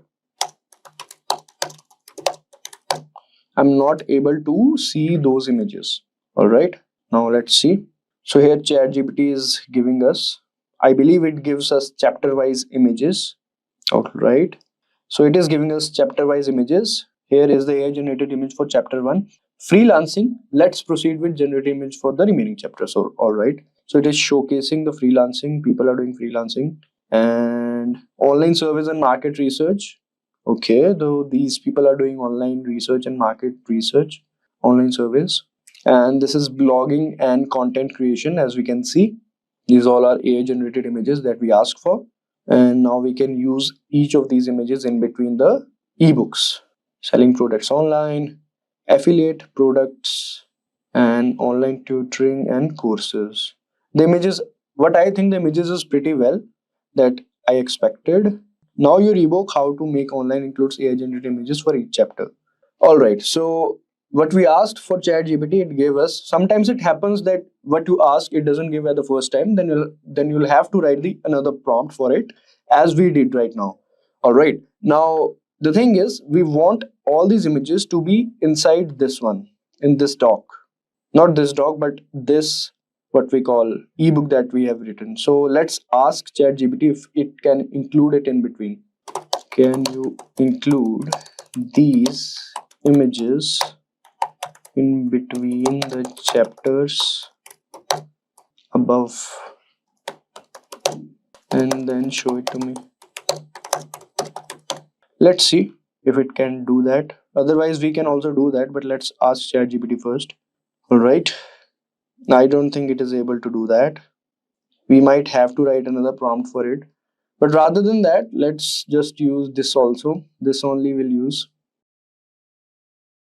Anyways, we have got the links for, we have got the photos for each chapter, so we don't need to worry about that.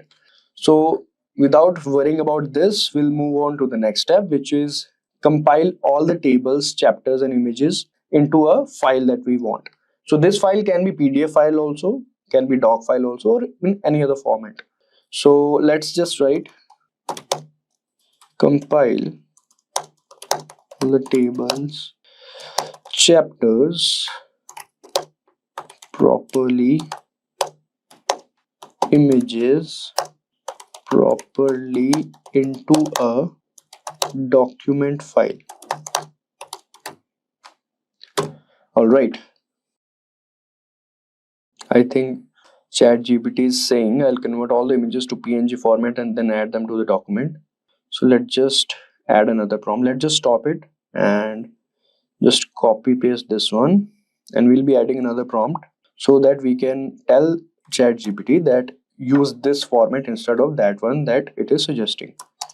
We can write that convert the images into a specified format. Like we can write convert the images into JPEG format. Now let's see. All right, so as we can see, ChatGPT has given us the answer. I have compiled the document with converted JPEGs image properly integrated. You can download the ebook using the link below. So we'll click on this file to download it. And as we can see, it is getting downloaded, and let's just open this file. As we go, Word automatically saved images to the normal document template. Do you want to load it? Yes. Let's see. Okay. So this is the ebook that ChatGPT has created. You guys must know that anything that we have written inside it is not on our own. ChatGPT helped us in writing all of this content, and we can see how properly it is written, the color scheme and all. And this is how to make money online. So now we can also make the changes in between. The profit of writing the document in Word is that only. We can always convert this document into PDF by going to various sites. But let's just create first in the document file so that you can also do editing and changes. And if you want to add something, then also you can easily do that. So that's why we have created into the document format. So as we can see, freelancing, then there is the image. As we can see, we can also resize it. All right, as you can see, we have resized it. So this way you can also edit it and whatever you like. I mean, it's up to you. It's very subjective to people what they want to do for their ebook. So it's up to them. If they want to add something in more detail, or they can also showcase with the help of an example, then they can definitely do that. And after all the editing is done, then they can, go for the PDF format. It is very easy to convert doc into PDF by going to various sites. So as you can see, we are resizing the images, and according to me, the images are well. I mean, what I expected is it is better than that, and it is also showcasing what we want, what we are explaining over there. So yeah, as you can see, conclusion is also there, introduction is also there, so you don't need to worry about that as well. And another thing is, let's say I want to change it a bit. Like, let's say online service and market research is there, then there is blogging and content creation is there. But I think this blogging and content creation content is bit like not that explainable. I want it to elaborate more. Then what will I do is, will simply copy paste it, or you can use from ChatGPT also. We have copied it, and now we'll go to ChatGPT. All right, now I'll write the prompt. I want you to explain it in more detail so that people can easily understand it. Now I'll paste the content that I want to more, I want ChatGPT to more explain it in an elaborated way. So here it is: blogging, a path to sharing, earning, choosing your niche, setting up your blog, creating high quality content, monetize your blog, and advertising, sponsored post, everything. There are various points. There are 5 points that ChatGPT has written. And now what I'll do is I'll just simply copy it. Let's say I've copied it. Now I'll go back to the doc. This is the doc, and I'm just showing the example, right? I'll just paste it. Now let's see. All right, online surveys, and this is blogging and content creation. So automatically, as we can see, number of points we have written, and this is the link that it has added. And basically, we got the format. Basically, all these things are done. So we don't need to worry about that. Even we want to make any changes, it is very easy to do that, as we have just saw. Now the next thing that we want to focus on is the mock-up or the cover photo or the mock-up photos. For that, basically we want to market this digital product, this ebook, we want to market it. So what we'll do is we'll have to create a cover or mock-up. So there are many ways to do that, and as we told you that we will be creating this free of cost, how to do all these things in free. So we'll go to Canva. All right, now we'll write a prompt. What prompt should we write? We'll write create a AI generated poster image. Let's write create an AI generated poster image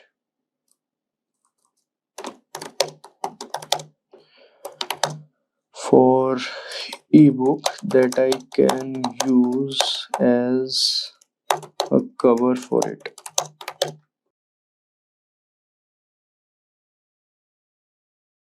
All right, this is how to make money online. So okay, we don't want the entire cover photo, but yeah, so don't give me the entire cover photo,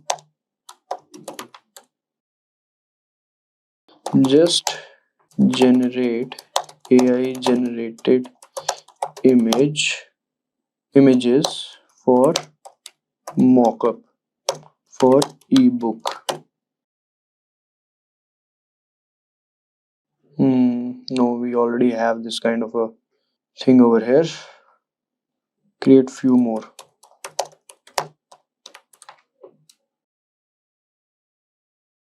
Only create image and not the background. It is creating some more images. Let's wait for those.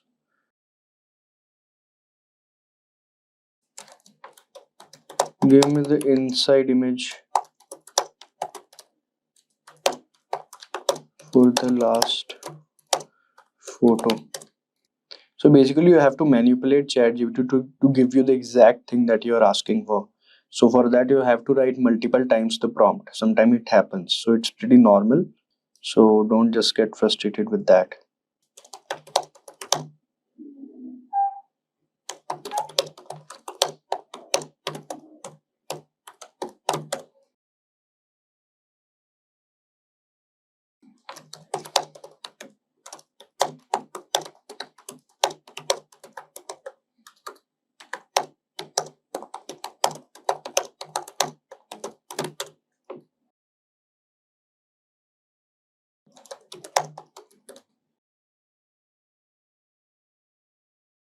I think this one is better. Anyways, it is not getting us what we want. Can you convert this?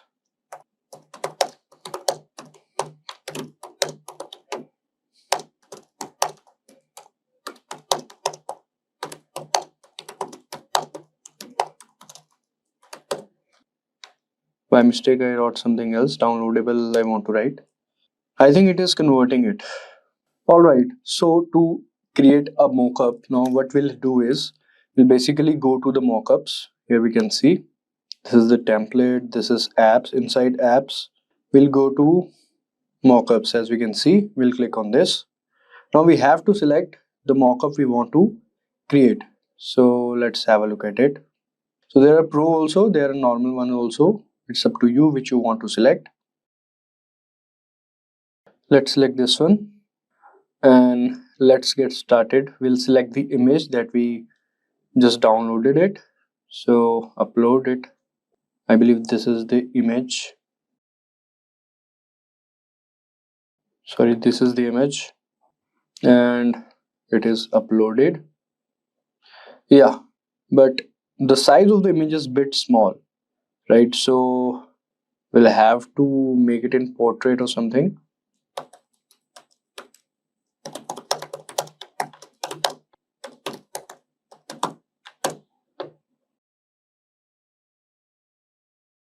Let's see if something is there.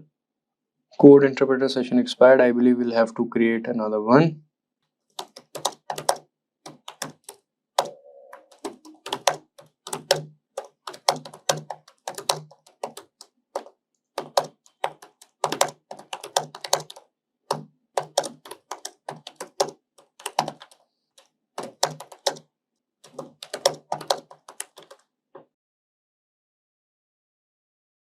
So let's say we want to download this. We'll have to make sure it is in the JPEG format.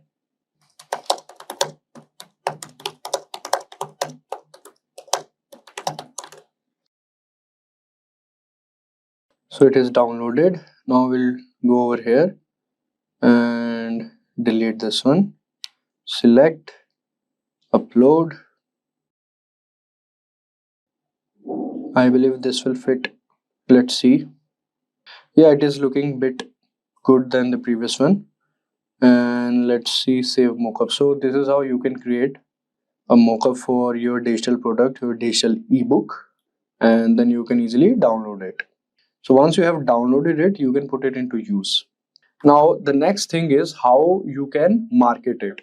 That is the next challenge. For that, you have to go to the free websites that lets you to upload all your ebooks and sell it. There are many websites, some are paid and some are free also. But before moving there, let me tell you guys, the version of ChatGPT that I'm using is ChatGPT 4. You can also do the same thing with ChatGPT 3.5 also, but it doesn't give you the feature of downloading all these images or whatsoever you want. So for that, you don't have to worry. All you have to go is to go on Canva and we click on it. And now here you can see there are many things. Now the first thing you'll do is you have to get the ebook template. So you'll search for ebook and you can select the ebook template whatsoever you want. You can select as per your choice. For example, let's see this one. This one is free. So you can customize this template and then you can copy paste from ChatGPT, as ChatGPT 3.5 doesn't give you the feature to download all these things. So all you have to do is just copy all the content that we previously done and just paste it over here. And you can also add page or something like that. So it is very easy. You can edit this. So it will be easy for you and then you can download it. So you don't have to worry if you don't have the paid version of ChatGPT. You can easily do that with the help of Canva. So you don't have to worry about that. Now coming to the part where we were explaining how to market it, how to sell it and where to sell it basically. So for that, we'll go to a site, InstaMojo. So it allows you to, create your own digital product and sell it free of cost. So for that, we'll log in. It's pretty simple. And so once we have logged in, so we have to fill up the details. So basic detail, it is very easy. You can easily fill up the details. As it is showing, payment collection is not enabled on your account. So I'm showing you the demo of it. So that's why I have not done that. But it is very easy and it's free of cost. So it is very easy for you guys as well. So once you have done the sign up and all, as you can see, shortcuts, add a product, digital file, event ticket, manage store categories. There are many things. Not only ebooks you can market over here, there are many things you can do, right? So for that, what we'll do is we'll go to add a product digital file. So our digital product is our ebook. For that, we have created a mockup that we have downloaded it from Canva, this one. So now we have this option of adding a product. So you can see I'm a coffee. Like this you can do. You can set the price and you can put in the account details. So people who are interested in can easily buy the product from you. So it is very easy, and it is also showing physical product, digital file, event tickets, others. So as we know, in digital file it is showing ebooks, digital art, software, or any file that can be downloadable. So we'll click on this, and then you can easily upload the file. So once we have uploaded, then we can here add the image, product image, that is the our mockup that we have curated. All right, so now it is done. And once you have uploaded that, you can also product video. YouTube videos are only available on the growth plan. Then the title of it, the description of it, the price that you want to sell it for, the fixed price, and discounted price that is optional, and limit the number of downloads per buyer. So you can easily do all these things. It is very easy. You don't have to worry about that.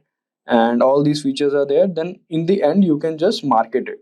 So using ChatGPT, you can easily create money, and we have showcased this with the help of a fine example.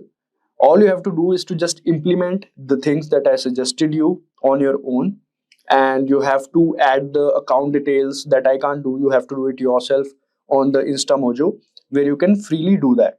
It is very easy. You have to put in your account details, and that is done. And for the people who are thinking that they don't have the paid version of ChatGPT, you don't have to worry about that. As I told you, using the non-paid version of ChatGPT also, you can do the same thing that I've done, but you can't download the content that I did previously.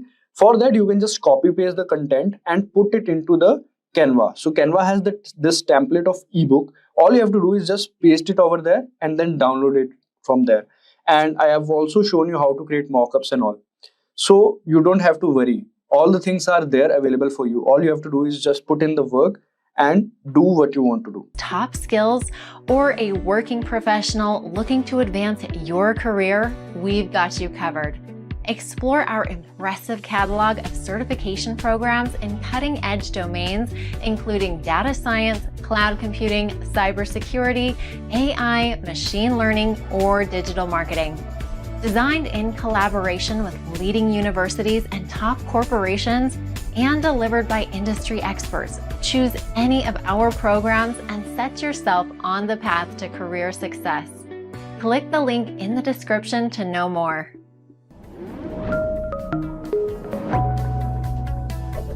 Hi there, if you like this video, subscribe to the Simplilearn YouTube channel and click here to watch similar videos. To nerd up and get certified, click here. Will gain knowledge and work-ready expertise in skills like search engine marketing, strategies for paid campaigns, analytics ROI and evaluation, and over a dozen others. And that's not all.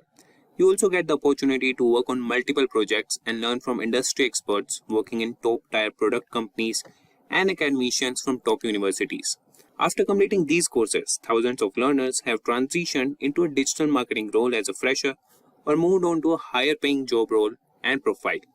If you are passionate about digital marketing and want to make your career in this field, then make sure to check out the link in the pinned comment and description box to find a digital marketing program that fits your experience and areas of interest. Search engine optimization. We're going to go through a series of questions and I'm going to answer those questions for you. Okay, so the first question that you might be asking in an interview is differentiate between do follows and no follows. Okay, so if you've taken or listened to my SEO courses on YouTube for SEO, we talked a lot about do follows and no follows. And simply put, I mean, do follows are just signals to the search engines to follow the link. So there's a link on site A pointing to site B. We're going to basically tell Google, Bing, and some of these other search engines, hey, go ahead and follow that link. Now, a no-follow is just the opposite. So no-follow link doesn't allow the search engine crawlers to follow it. So if we have a link on our site, site A, pointing to site B,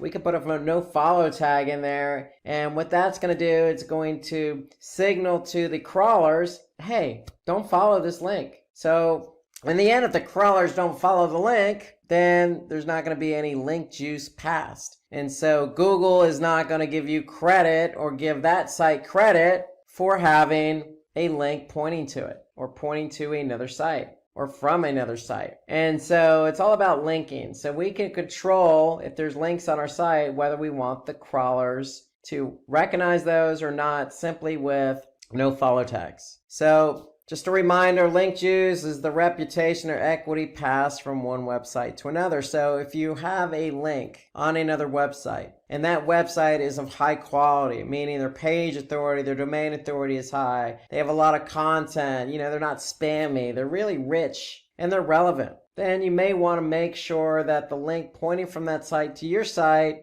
is a no follow. So that way that Google can recognize the link from that site to your site. And basically that reputation is going to be passed on to you. Okay, so that's a do follow versus a no follow. And why would we do a no follow? Well, it depends. It really depends. A lot of social media platforms like Facebook have no follows. If you have a lot of content, you may not want to be pushing out a lot of do follows. It could actually look bad from an external linking standpoint. And so a lot of sites are really particular about who they want to pass link juice onto and give credit for the link. So it's a business decision at the end of the day. There's really no hard, fast rule here, except from an SEO perspective, if I have a site and I have a lot of external links pointing outward to other sites, I'm going to be particular about who I allow the search engine to follow and what links I allow not to follow. Okay, so here's an example of what they look like. So do follow is simply just the href. Notice the no follow has the tag appended to it, the href tag with a no follow. So if the search engine's crawling your site and they see that no follow there, they're not going to follow that link, and vice versa. If there's a link on another site pointing to yours and there's a no follow there, you're not going to get credit. The search engines aren't going to pick up that link. Okay, so question 2, what is 301 redirect and how is it different from a 302 redirect? So 301 redirects tell users in the search engine specifically that an original page has been moved, and this is the key word here, permanently. So permanently moved. We're going to explain that in a minute. So it's just moved from one page to another. And so if we don't have a page anymore, but we have a new page, let's just say you built a new website with new URLs, you want to make sure the old page is pointing to the new page with a 301 redirect. So if a 301 redirect is permanent, then a 302 is temporary. So we want the search engines to recognize that we have 301 permanent redirects in place. Why? Because if we have temporary, then it might alert Google to not keep that page in its search engine rankings because it's temporary. So why would Google want to keep a temporary page or even a page that is pointing to another page on a temporary basis? So they may remove both pages from its index. Okay, but if we have something permanent in place, Google may say, okay, this page is permanently linking to another page or redirecting to another page. Therefore, it's stable, it's permanent. We're going to keep that new page in the index and eventually remove the old page. So really, something permanent is more stable in the eyes of the search engine. Something temporary may not be as stable in the eyes of, say, Google. And if they don't see it as stable, then they may remove both pages from the index. Okay, so the idea is we want to be found in Google Search Index, and we get it. Sometimes pages go away for a variety of reasons. And if it does go away, just make sure you have a new page for it. And that new page is a 301 permanent redirect. Okay, so question 3. Why are backlinks important in SEO? Well, we kind of hinted on that a bit with the nofollow. Because if we have a link from another website pointing to ours, and that link from that other website is really relevant, and it has a high page and domain authority, then it's going to benefit us. And so backlinks are important because if we have backlinks from high quality sites, it's going to improve the credibility of our site, especially if it's a do follow tag. So the search engines are going to recognize the relationship between the site that has a link pointing to us. Okay, so it's just going to build our credibility. It's going to increase our domain authority. And then the net effect of that is if we're credible and we have high domain authority, then that's going to increase the rankings of our pages. And when the pages increase in ranking, then we're going to get more of a lion's share of the traffic for certain keywords that our pages are found for. And if our pages are found and getting traffic, then because we have increased rankings, we're likely going to have increased traffic. And then it's just a snowball effect.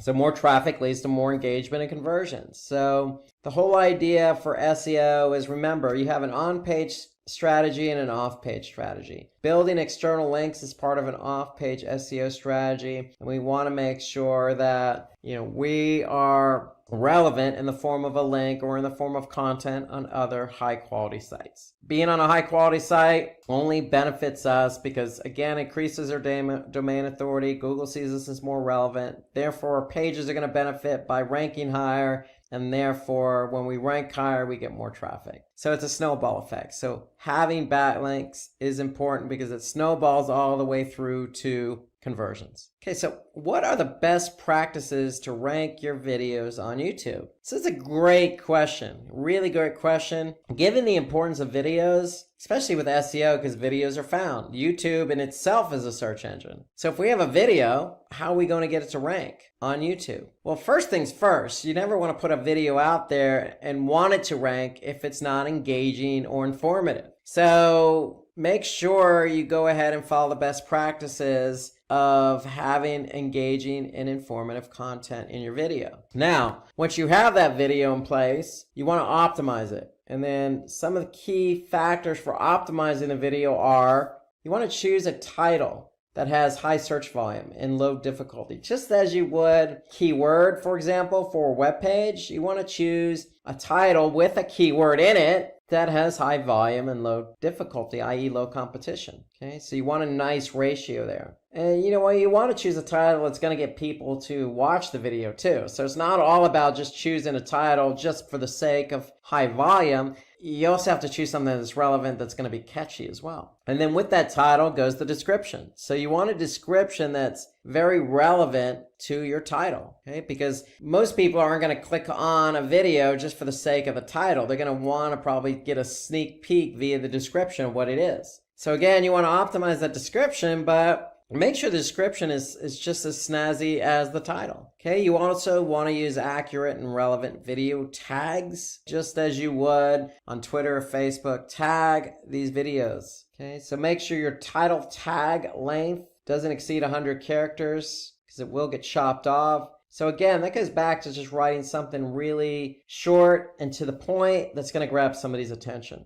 Okay, you also want to upload a captivating thumbnail, something that's relevant, that's going to grab somebody's attention. And then again, we set it similar to the video tags. We want to use relevant hashtags. Again, just as you would with Twitter and Facebook, go ahead and throw some hashtags in there that people could see because people search via hashtagging. And then this goes without saying, you did all the work, created a really great video. It's engaging, it's informative, you optimized it. Feel free to promote your video on other social media platforms. Okay, don't just stick with YouTube per se. So the benefit here is if you post it on Facebook or LinkedIn or whatever platform of your choice and it gets engagement, people click on the link, go to YouTube, they're going to like it, and then other people are going to see that engagement. They're going to see how many people liked it or how many subscribers you have. So promote your videos to help you with the ranking of the video on YouTube. So that does play into it. So go ahead and promote it so other people can watch it, like it, comment, etc. And that's going to engage other people to want to do the same. So what is mobile first indexing? This is a really important and timely question. Mobile first indexing means Google's just using mobile friendly content for indexing and ranking websites. So in other words, Google, for example, has two bots. They have the traditional desktop bot and they have a smartphone bot. And eventually everybody that has a website is going to be migrated over to the smartphone bot. And so if that smartphone bot goes to your website and starts crawling, what do you think they're looking for? Their smartphone bot, they're looking for mobile friendly content. If it's not mobile friendly, meaning the page isn't designed for a smartphone browser, or let's just say the images are way too large, or you have to expand the text just to read it. a lot of these issues that somebody would have just simply trying to read something on a web page on their mobile device, Google's not going to grab that content. So you want to make sure it's mobile friendly so it gets indexed. And so if your website has a responsive design, Google will rank your website based on its performance on mobile devices. Okay, so you want to make sure that your website is mobile friendly. And if you're in an interview and somebody asks you this question, you could even take it a step further and say, look, I'm going to measure how friendly my website is for mobile devices in Google Search Console. Because Google Search Console has a report that will show you what pages on your website are not mobile friendly. And it's not a guarantee, but I could tell you if I'm Google and I'm crawling your site with my smartphone bot and that page or one of my pages is not mobile friendly, I'm probably not going to index it or rank it. So you want to leverage that report in Google Search Console to see what pages are mobile friendly. So that's a little bonus for you to really impress the interviewer who asked you this question. Because how are you going to know if one of your pages is mobile friendly or not if you don't look at a report? So keep an eye on Google Search Console's mobile usability report. Okay, number 6. List down the most important local SEO ranking factors. Okay, so organic local ranking is just as important as anything else in organic search. Because if you have a local business, you want to use the likes of, say, Google My Business to show up when somebody types in, looking for a florist or looking for a coffee shop. So what you want to do is you want to create a web page for every product and service. Okay, you also want to opt for your business listings on Google My Business. And there are plenty of other local business directories out there like Yelp, for example, or Bing even has one. So go ahead and also make sure you have a business listing as well. But since Google in the United States has a huge market share, you want to start with Google first. You want to update your NAP citations on your website, maintain consistency of your NAP. Okay, so NAP is name, address, phone number. So you want to make sure that that's current and consistent. So if you have a number on your website, make sure it's the same number on Google My Business. Okay, you can embed a Google map on your website.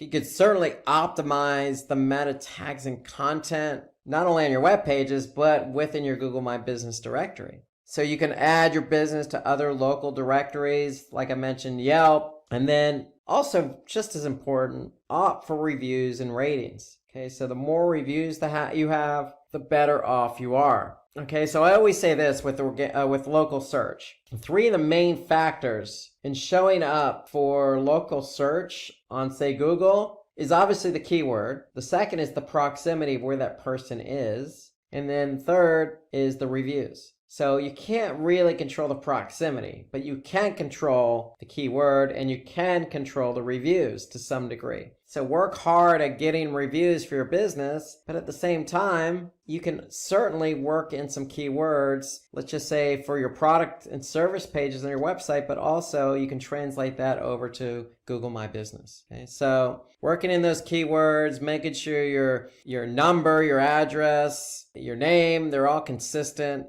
And really just spreading the business out on other directories. That's really, all these are really key factors for local SEO. Okay, so question number 7, how to avoid duplicate content, getting penalized for duplicate content. So for example, if you have 2 different versions of a web page, you may result in a duplicate content issue. So it's just SEO 101. You never want to have two or more pages with the same content. So what do? Well, we can avoid this in having Google penalize us by, again, setting up a 301 redirect. Remember, 301s are permanent. We can also use what they call a canonical tag. And a canonical tag basically alerts the search engines as to which page is the original. Okay, so if we have an original page, we want to point to that page with our canonical tag. And then the third option is opt for preferred domain in Google Search Console. Okay, so if you have multiple domains, make sure you set up a primary one in Search Console. So those are ways to work around it. Of this 3, I would always go with the canonical tags, because that's just a tag that's going to sit on the page. It's going to alert Google as to what the original is, just in case they get their hands on the duplicate. So all the pages that have the same content are going to have the same canonical tag pointing to one page. So again, 3 ones are permanent. You could simply just redirect one to the other if you end up having duplication, or you could just tell the search engines, hey, this is the original page, or you can go through Search Console. Okay, number 8, what are the tactics to increase a web page speed? Okay, so what are some of the tactics? Well, when you build a site, especially for mobile, you want to keep it as simple as possible. And what I mean by simple as possible, really, I mean, hey, use a simple website design. Don't get overly creative, if you will. Most websites, all websites have images. You're not going to be able to get around that, but just make sure you optimize your images. In other words, don't have such a large image size. If you don't need something very large, don't have it. Okay, you want to improve server response time. And what do we mean by that? Well, your site's sitting on a server somewhere. You can own that server, or you can be renting it out from, say, Amazon Web Services, or let's just say GoDaddy as your registrar. They also have web hosting. Well, if you have it on, say, GoDaddy's server, you may be sharing that server with other businesses. And at certain times of the day, other businesses may get a lot of traffic and suck up a lot of bandwidth. What is that going to do? That's going to reduce the server response time for your site. And so you want to make sure you have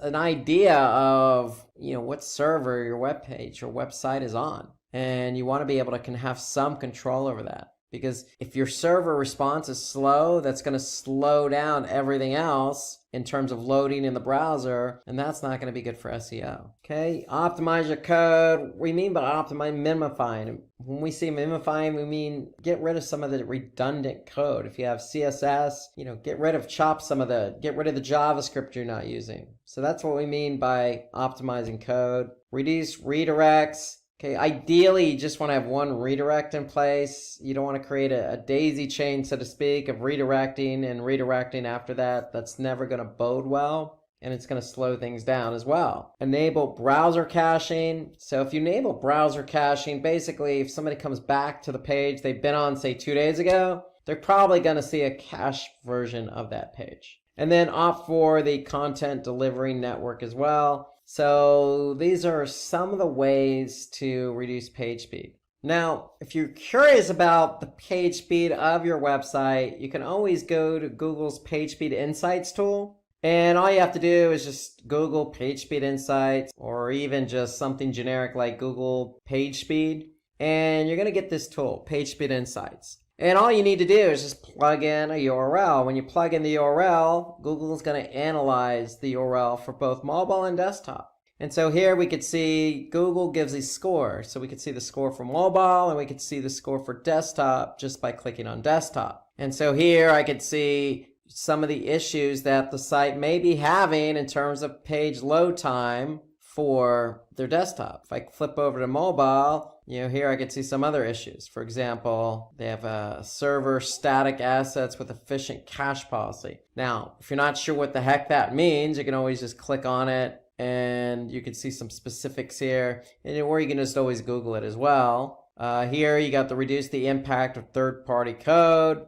Okay, so that's another thing. Reduce JavaScript execution time. So again, going back to some of the comments we made about coding. Okay, sometimes too much code or code not functioning as well as it should will tend to slow down the site. Okay, so you can use Page Speed Insights. You can always get a glimpse of how pages are loading simply by also going to, for example, Google Analytics. Under Behavior, okay, you can go to Site Speed. And if you click on Overview, okay, what Google does is they do a sampling of pages over time. And in this case, based on 89 page views, they have an average page load time. And so you can get a sense of how quick specific pages load your site overall simply by looking at the Site Speed Overview report in Google Analytics to get a sense of how quick your pages are loading. Now, there are certain factors that do affect load time. So obviously the way the page is built, with the code, the images, etc., but also the browser. Each browser loads differently. Okay, so you want to take a look at it by browser, also by country. Every country has a different network. Okay, you can be in the United States and have worse network service than you do, say, in Ivory Coast in Africa. Okay, so it really depends on the network you're on. So, and also the page. Every page is built differently. So you want to get a sense of what pages are loading quicker and which pages are not. You can simply just go to page timings in Google Analytics and you get a sense of what pages do not load fast and which ones do. And maybe hone in on the pages that aren't loading fast and address those pages first. Okay, so you have two tools at your disposal, one Google Analytics and one PageSpeed Insights. Okay, so let's look at question number 9 here.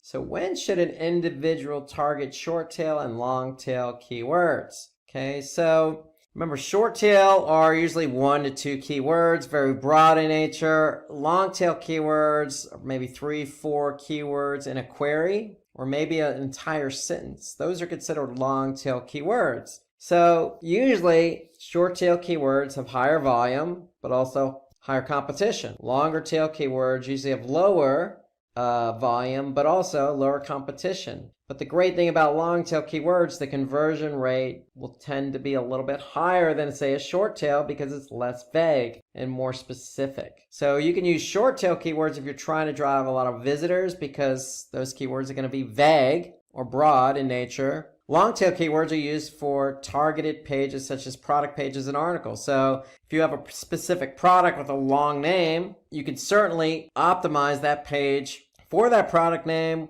Again, the product name may have low volume, but if somebody types in exactly that product name, you show up, the chance of them converting are going to be very high. So you don't have to always be that specific with the product name, but try and be as specific as you possibly can in order to get somebody to click on your link in the search engine results and get them over to your site to convert. Okay, so those are really the big differences. Short tail, very broad, very vague, a lot of volume, but also a lot of competition. But hey, if you're ranking for a short tail keyword, you're probably going to get a lot of traffic. The conversion rates may not be as high as something, say, long tail, where, hey, maybe you're just honed in on a few set number of products and you don't care a lot about the traffic. You just care about getting the relevant traffic to your site to convert. Okay, number 10, what are the important elements to focus while developing a website? So we're talking in terms of SEO. Okay, so if somebody asks me this question in an interview, what am I going to focus on while developing a website? Well, the answers are right here. Yes, we talked about mobile. Mobile is so important because a lot of websites are going to be indexed with Google Smartphone Bot. So mobile usability is very important. So we need to make sure our website is responsive for mobile. Just some basic practices when it comes to site architecture and navigation. We want to have a simple URL structure. Okay, no overly cumbersome. The navigation should simply be clean and neat. Okay, if you have 5 products, okay, maybe you have in your navigation, you have something called products with all 5 listed, or you have all 5 products in the main navigation. The key is you just want to make it clean and neat and easy for somebody to find. The rule of thumb is if it's good for the end user, it's probably going to be good for Google. But if it's complicated for the end user, it's probably going to be complicated for Google. You always want to create a sitemap. Now, what is that sitemap? A sitemap is simply just a formatted file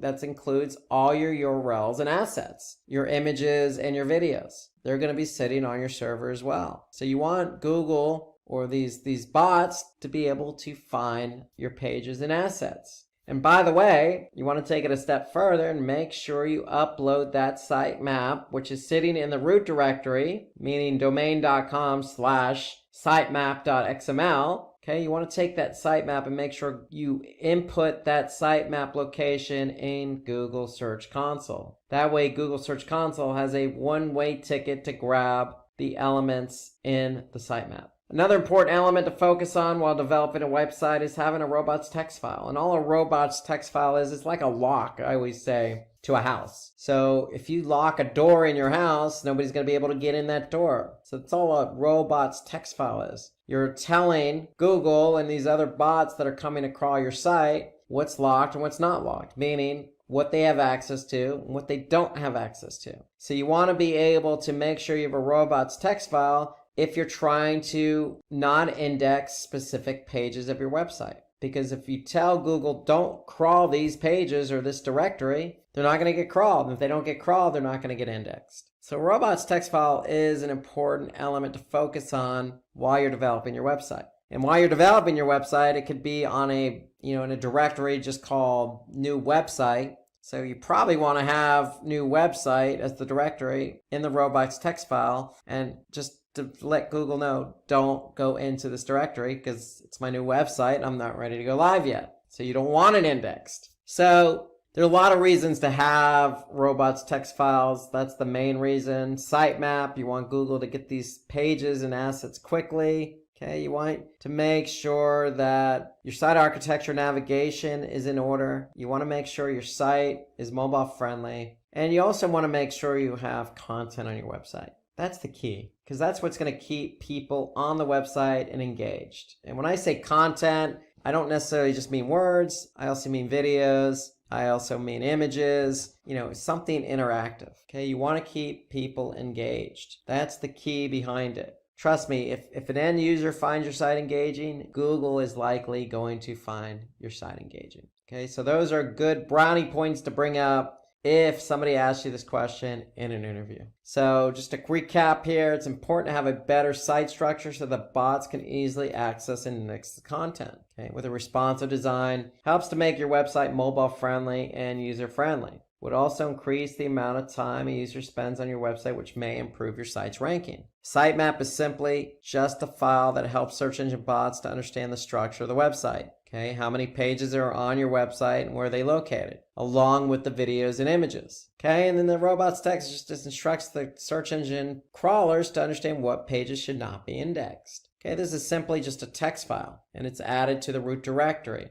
Again, think like a door, think of a lock. Okay, you can lock whatever doors you want in your house. Think of it that way. Okay, so those are our questions for SEO. Again, if you have any additional questions, or if there are other questions maybe you've been asked in an SEO interview, then go ahead and add them to the comments section below. We'd love to hear from you. Now we're going to turn our attention to search engine marketing. So let's turn our full attention to search engine marketing. So we're moving away from SEO and over to pay-per-click. And so you really have to know your stuff here. You really do. So a lot of the questions we're going to ask are going to be centered around Google Ads, formerly known as Google AdWords. And so if you're familiar with Google Ads, the platform, then you should have no problems whatsoever answering these questions. But that's why we're here and that's why you're watching. So if there's anything you want to add to any of these questions, as a reminder, feel free to comment under the video.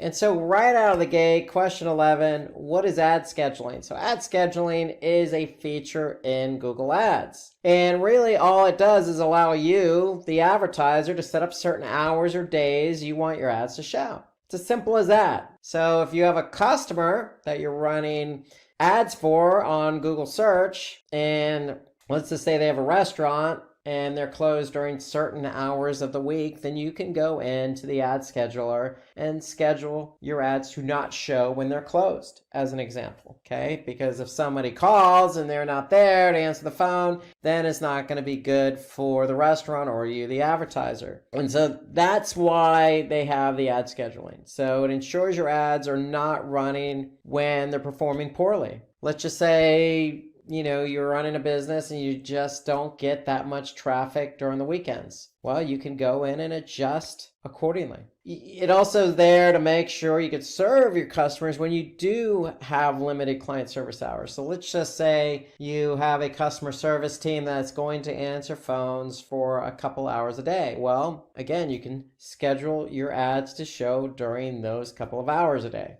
And then really what it comes down to is you're making sure you can satisfy customer demand and supply. And so that means showing your ads when you can best fulfill the customer's needs. Okay, and so that's really what it's all about. And that's what ad scheduling is. So take advantage of ad scheduling. Schedule it according to the business hours, schedule according to how they can best serve the customer, schedule the ads when it's performing best. and don't schedule the ads when you know you're going to have poor performance. Okay, so next question. What are the different ad formats available on Google Ads? It's a trick question because it really does come down to what network you're advertising on. So Google has two networks, the search network and the display network. Okay, so on the search network, there's only one ad format, and that's text. Okay, so Google recently changed the format of the text ads. Now they're called expanded text ads. So here you can see you can have up to 3 headlines and 2 description lines. And then you can also have ad extensions.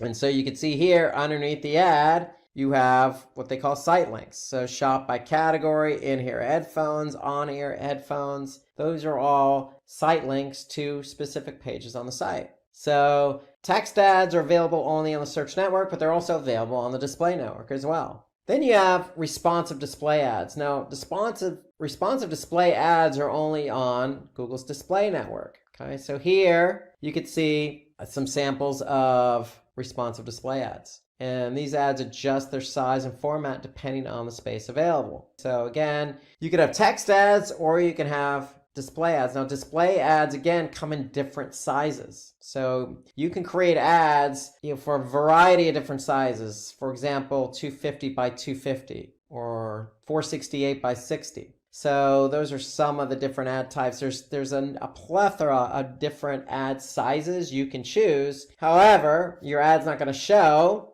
on a website if they don't have that particular size available. So it's always best practice to create different ads, but create ads in different sizes as well. Okay, and then have a backup text ad as well, just in case the site doesn't even display a display ad for you or serve up a display ad. So you can have a text ad as a backup. Okay, so lots of different ad sizes, but this is the second ad format, and that's responsive display. And again, the responsive part is Google will automatically show the ad that's best performing based on a series of headlines, descriptions, and images that you provide Google. And so the responsive part is, hey, if this combination of headline, description, and image work best, meaning it has the best click-through rate, then Google's going to serve up that ad. So that's why they call it responsive. So obviously you can have just an image ad that's not responsive, again, across different ad sizes. They could be, again, 250 by 250, 300 by 300, 468 by 60. There's a number of different sizes. Google can provide you that information.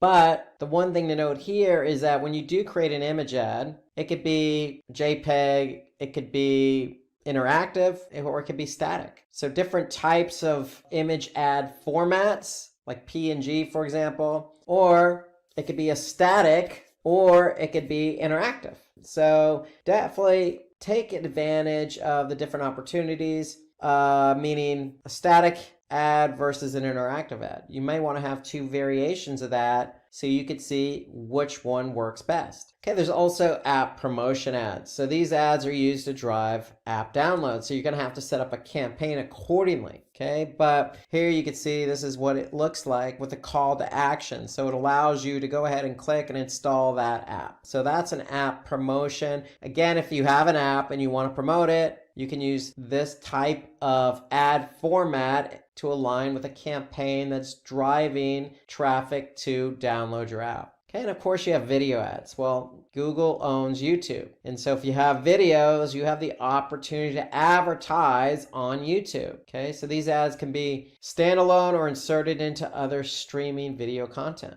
And so to me, video ads work well with specific strategies. And what's one strategy you would use a video ad for? Brand awareness or education, explainer videos. And so YouTube allows you, the advertiser, the opportunity to get your ad, your service, your product in front of a lot of eyeballs. So that's the beauty of video ads. They attract a lot of eyeballs and definitely help with the strategy of, say, brand awareness. Okay, another ad format, going back to the search network, is shopping ads. So if you sell shoes, then you may want to think about having a campaign for shopping. So shopping ads work with Google Merchant. So Google Merchant is another Google product, and basically Google Merchant allows you to manage your inventory. So if you have 100 different types of shoes that you're selling, you can upload your inventory to Google Merchant, connects and talks to Google Ads. So basically what you're doing, you're setting up your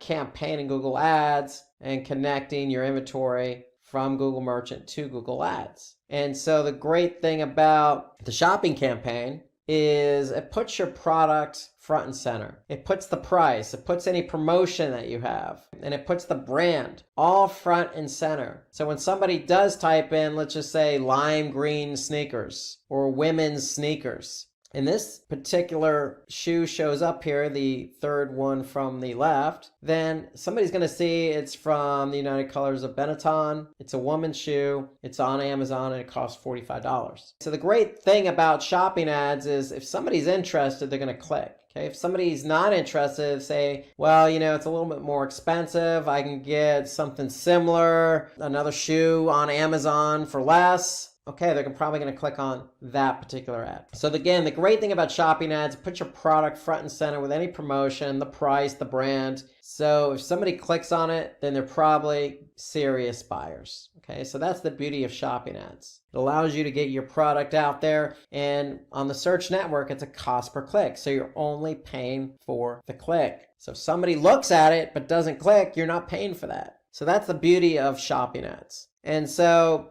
you can showcase your shopping ads. So these ads have an image and a description that expand when clicked. So you can provide more information, more product and store information as well. You also have call-only ads. Okay, so call-only ads are enabled to users to connect with your business directly using the phone number provided. Okay, so it allows somebody on a mobile phone who, in this example, is searching for drywall repair. Well, if you're in the business of drywall repair, you can have your ad show up on mobile with a phone number, and somebody can easily click on that phone number and just call you directly. Now, the way call-only ads work is you're still getting charged for the click. Okay, so anytime somebody clicks and calls, you're going to get charged. And you're going to get charged just as you would if somebody clicked on your ad. So it works the same way. So it's a cost per click. Again, this is on search. So search is cost per click. And the beauty about call only is, again,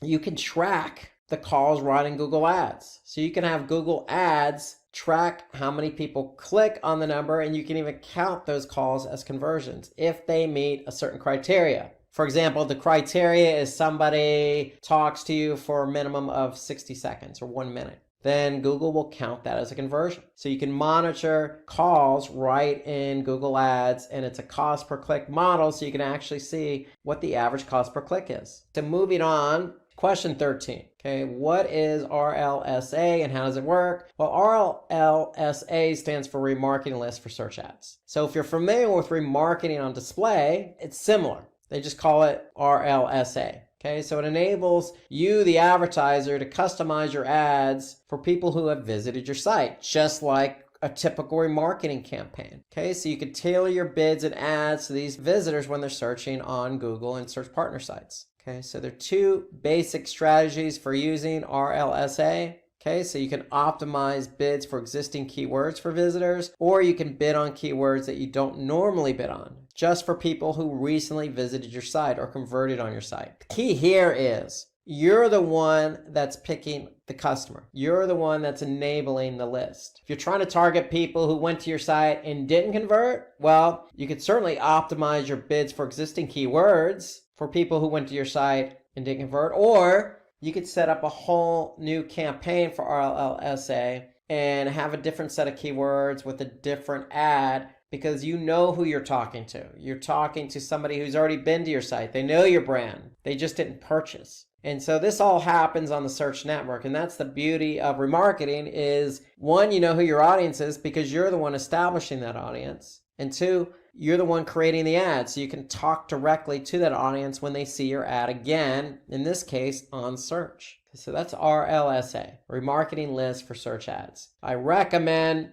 pretty much any industry, any client, any customer run remarketing lists for search advertising. and remarketing for display. So those are two key campaigns you should always recommend running to a client because one, again, you're defining the audience. Two, you're the one that's talking directly to the audience because you know who the audience is. And three, if they see the ad and they click on it, again, because it's cost per click, then the chances of them converting are going to be higher because they've already been to your website. They know who you are. And so if they click on your ad again, then they must be interested. So those are all the benefits of running an RLSA campaign. Okay, so number 14, what types of audiences can be used in GDN, Google's display network? So a lot of different audiences here. Okay, so let's go through them. So you have affinity audiences. So basically, affinity audiences are basically what are people's interests and habits. What do they have an affinity for? Are there food sites, travel sites, shopping sites, fashion? Okay, so that's what affinity really relates to.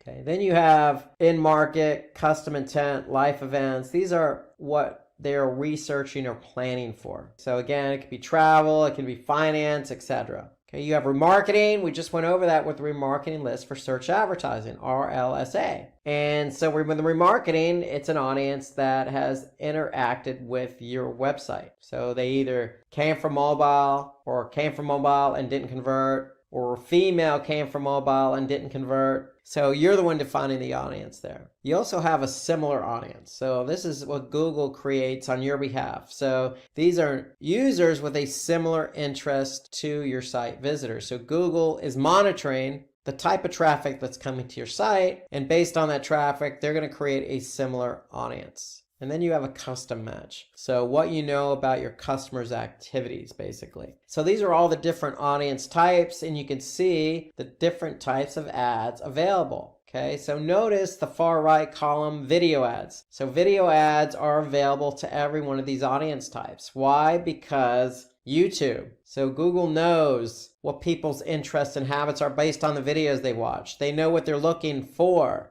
Okay, they know that they've been to your website because they're cookied, so you can remarket them. Okay, so video ads are a very powerful tool for any one of these audience types. So next question, what are the types of keyword matching available in Google Ads? Okay, so this is a good question. Very important. If you're going to manage a Google Ads account and a campaign, you have to be aware of the different match types. You can't just go broad match. That's a sign of somebody who doesn't know what they're doing is by bidding on a one keyword phrase. That's a short tail keyword. If you think back to SEO, we have our long tail and our short tail keywords. The worst thing you could do is bid on a keyword, short tail keyword that's broad match. Because what is broad match? Basically, broad match are keywords that appear when a user searches any word in the phrase. Now, you can define specifically what you want your ads to appear for in terms of keywords. And when I say specifically, you can use a phrase match. So phrase match are ads that appear only when a user searches for that exact keyword phrase in the precise order, but with some additional words in the beginning or at the end of the query. Okay, so usually these are sentences. So you could be, bidding on red Adidas running shoes. And somebody could type in, looking for red Adidas running shoes in Portland, Oregon, okay, as an example. Okay, so as long as red Adidas running shoes are in order in that keyword phrase, then your ad's going to appear because it's a phrase match. And then you can get really specific by doing an exact match. So exact match are keywords that are triggered only when that keyword and exactly that keyword phrase is queried. So if you do an exact match for red Adidas running shoes and somebody types in only red Adidas running shoes, then that's an exact match and your ad's going to appear. So let's take a look at these again. So you got broad match. Okay, we got a term cheap smartphone. So if somebody types in smartphone, cheap phone, smart mobile, phone cheap, any one of those combinations, your ad's going to appear. Now there's one thing you can do for broad match, and it's called broad match modifier. So you could put a plus sign in front of the keyword. For example, let's just say you really want to emphasize the word cheap. Okay, you're selling really inexpensive smartphones. Okay, not just any smartphone, but an inexpensive smartphone. So you can put a plus sign in front of cheap. And so if somebody puts in, just smartphone or smart mobile, your ad's not going to show up because the keyword query has to contain sheep. So anytime you put a plus in front of the keyword query you're bidding on, then that means that keyword has to be part of the keyword phrase. So that's a broad match modifier, if you will. And that prevents you from getting unwanted impressions. So we have phrase match, again, blue smartphone. So somebody could type in smartphone in blue color, cheap blue smartphone. Notice though, the second one where it says smartphone in blue color, your ad's not necessarily going to show up because guess what? Blue smartphone is the keyword query and the query here is not in that order. So remember, in order for you to show up for phrase match, the keyword has to be in that order. So I'm looking for a blue smartphone that is less than $100. Okay, that could be somebody's query. Blue smartphone was in that query in that order. So if somebody says looking for a smartphone that happens to be blue, less than $100, then your ad is not going to show up. So remember, it has to be in that precise order. One thing I want us to go back to on the phrase match, notice that there's quotes around the keyword. Anytime you see quotes around the keyword, that signifies it's a phrase match. Because if we look at exact match, notice there are brackets around the keyword red shoe. That signifies it's an exact match. So if you put brackets around a keyword, then you're signaling to Google that this is an exact match and I only want to show up for the keyword red shoe. Well, the only option that will work here is the second one, red shoes. Okay, so because that's an exact match. Okay, so disregard the first and the third one because shoe and red color is not going to work and footwear that's red is not going to work because this is an exact match. So you're saying I only want to show up for the keyword red shoe. And Google recognizes plurals and singulars together. So if somebody did type in red shoes, then your ad is going to show up. Okay, so moving on, what are some of the reasons as to why your ads could have been rejected? It happens to the best of us. And if you're writing ads and they get rejected, it could be for a number of reasons. So at the end of the day, you're violating Google's advertising policies. So some of the policies that could have been violated are, and just some of the many, we're just listing some here, prohibited content, prohibited practices, restricted content, or editorial and technical. So when you look at prohibited content, I will say this, you're not going to be able to sell drugs. Even if you're selling pharmaceutical products, that's considered drugs, and that's going to be prohibited. Or prohibited practices, like selling drugs online, that's illegal in the state. So you're going to definitely get flagged for that. Okay, so there are a lot of different ways in which your ads can be disapproved, okay? But if you do see restricted content, then that means you can advertise, but with limitations. And usually those limitations are restricted to, say, only Google search and not Google search partners or to a specific geography. So usually the key here is if somebody asks this question, okay, there are a lot of different reasons. Google's usually going to provide the specific or the reason why it got disapproved. And they're usually going to include a link that you can refer to. Okay, so at least Google does that much. They're not going to leave you in the dark and tell you your ad's just been disapproved. They're going to tell you why and include a link that you can go to figure out how you can best resolve the disapproved ad. So what are the different kinds of bidding available in Google Ads? So we already covered part of this earlier on. So remember, Google Search Network is only cost per click, CPC. When we talk about Google's display network, you have three options: cost per click, cost per view, and cost per impression. And CPM is cost per 1,000 impressions. So you're paying per 1,000 impressions. Impression is when somebody actually sees your ad. Cost per view is actually somebody looking at your ad for at least 30 seconds or the entirety of the ad. So if the video ad only runs 15 seconds and somebody watched the entirety, then you're going to pay per cost per view. So if your video is 2 minutes long and somebody watched 30 seconds, you're going to pay cost per view.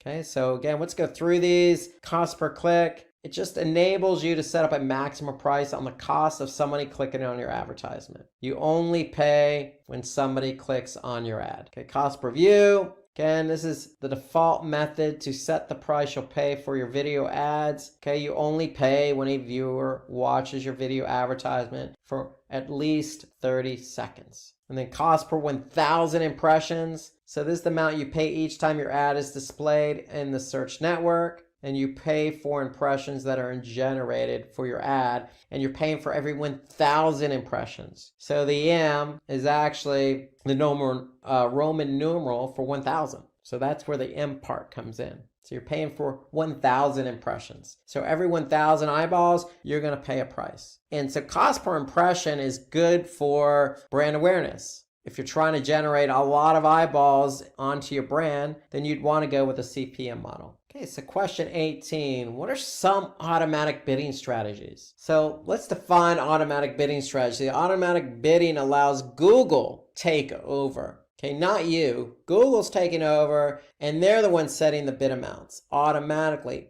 And it's going to be based on criteria. And that criteria is going to be centered around conversions. So if Google bids on your behalf automatically, basically what they're doing is they're collecting data on the behavior of your ads. And so if your ad is likely to get the click or conversion, then Google is going to set the bid amount so you can win that auction in order to get the click or the conversion. So there are different types of bidding strategies. But remember, you have to align a bidding strategy with the strategy of the campaign. So for example, if your goal of the campaign is to increase site visitors, you just want people to click on your ad and go to your website, then you're going to have an automated bidding strategy of maximize clicks. That aligns with your campaign strategy. So this strategy automatically sets your bids to help to get as many clicks as possible within your budget. So Google is going to do its best based on historical performance of the campaign to generate traffic to your site.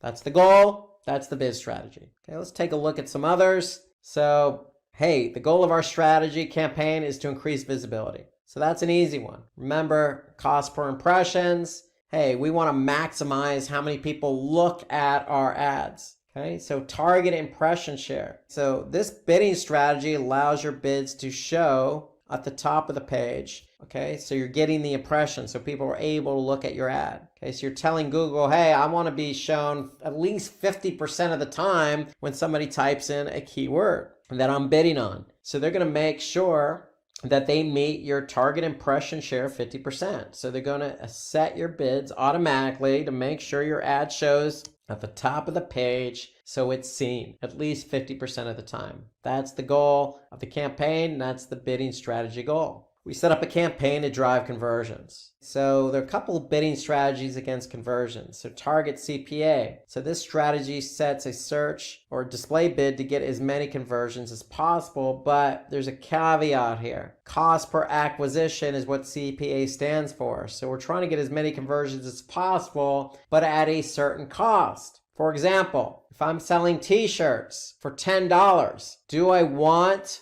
to pay $20 CPA for every sale? Do I want to pay Google $20? No. I'd be losing money. I'd be out of business. Okay, so if I'm selling t-shirts for $10 on my website, I'm probably going to put the CPA about $2 or $3, again, depending on my cost of goods. So if I factor in my cost of goods, I'm trying to make a profit, then I'm going to tell Google, look, I'm trying to get some sales, but I don't want to lose money getting the sales. So you're going to put in a threshold, and that threshold is your target CPA. And so Google's going to automatically bid and win the auction for keywords when they feel those keywords can get you a target CPA that you put in. For example, $2. Okay, so the goal of our campaign is to meet a target return on ad spend, meaning return on advertising spend, meaning we're getting more revenue than we're spending. That ratio needs to be positive. So Google's going to help us, again, adjust our bids to make sure that our return on advertising spend meets our criteria. So we could put a ROAS as 100%, 200%, etc. And Google's going to adjust our bids accordingly based on the keyword that they think will meet that criteria of 100% or 200%. So that's target return on advertising spend. And that's there to see if Google can help you generate a profit. So we have another campaign set up. We're trying to get more conversions. We have a budget. We want to spend the budget, but we want to get conversions. So this is a gimme. The bidding strategy here would be maximize conversions. So this strategy sets bids like all the others. It automatically is going to adjust your bid. That is Google. It's going to adjust the bid to help you win the auction based on historical performance. So if a keyword historically has performed in terms of conversions, you better believe Google's going to try and win the auction on your behalf to get the click, to get that conversion. And that's maximize conversions. Okay, moving on, question 19. And this is probably the most important question that you're going to get. If an interview asks you this question, this is what Google Ads is all about, quality score. So what is quality score? So simply put, quality score is a score between 1 and 10, given to every keyword you've been on. And basically between 1 and 10, it's Google's giving you the score, the quality score of that keyword. And so how does Google come up with that score between 1 and 10? Well, there's 3 main factors here. One is expected click-through rate, the second is ad relevance, and the third is landing page experience. So obviously a higher quality score, the better off you are. Okay, a low quality score, it's not going to bode well for you. And so if you have a low quality score, Google actually will tell you which of these 3 components you're not scoring very well on. So you're either going to get a below average, average, or above average for each of these 3 components that make up quality score. And I will tell you this, if I were to divide them up into thirds, click-through rate, expected click-through rate is more important than the other 2. So that's about 2/3 of quality score. An expected click-through rate is basically Google saying, look, other advertisers have bid on this keyword and their click-through rate has been historically around, say, for example, 3%. So if you can't get 3%,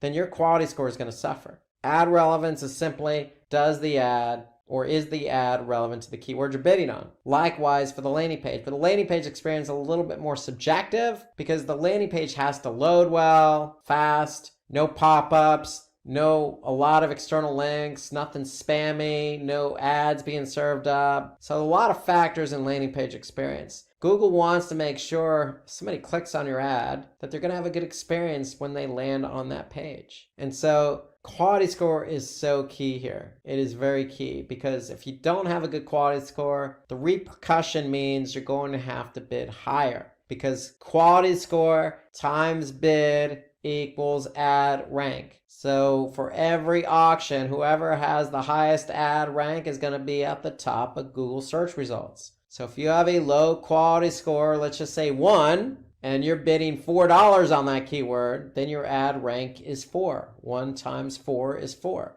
So you got to keep that in mind because other advertisers could have a higher ad rank or better quality scores for that keyword. So again, expected click-through rate, this just shows how likely it is that your ads will get clicked when shown for a particular keyword. Google expects a certain number here. You should always try to achieve the highest click-through rate possible. And click-through rate is simply how many times your ad was seen versus how many times it was clicked. That's all click-through rate is. Clicks divided by impressions. So you should always try to achieve the highest click-through rate possible. That will avoid getting a low quality score. Ad relevance. So ad relevance simply means how relevant is your keyword to the ad? Okay, so if you're bidding on red Adidas running shoes, then make sure your ad discusses and mentions multiple times, naturally, red Adidas running shoes. Okay, and remember with those text ads, you have 3 headlines. You have 2 description lines of up to 90 characters. You have site extensions. Okay, you have path 1 and path 2.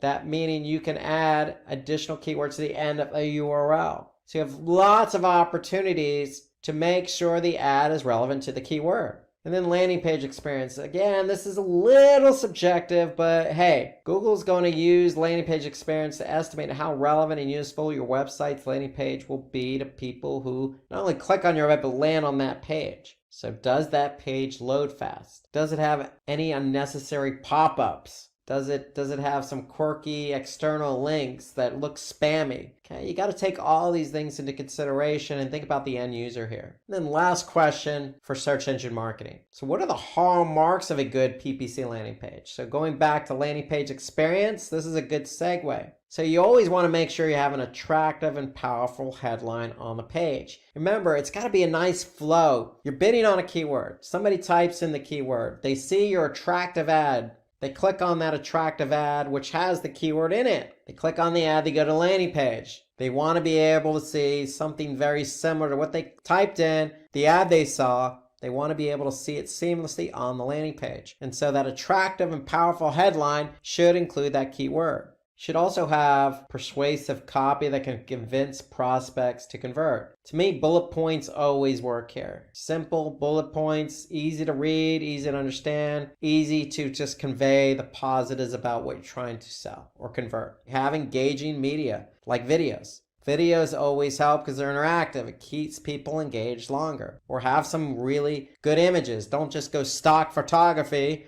Complement the video with some images. And then your landing pages should have enough white space to draw attention to specific elements on the page, and meaning don't cram the... Whether you're a student aiming to learn today's top skills or a working professional looking to advance your career, we've got you covered. Explore our impressive catalog of certification programs in cutting-edge domains, including data science, cloud computing, cybersecurity, AI, machine learning, or digital marketing. Designed in collaboration with leading universities and top corporations and delivered by industry experts, choose any of our programs and set yourself on the path to career success. Click the link in the description to know more.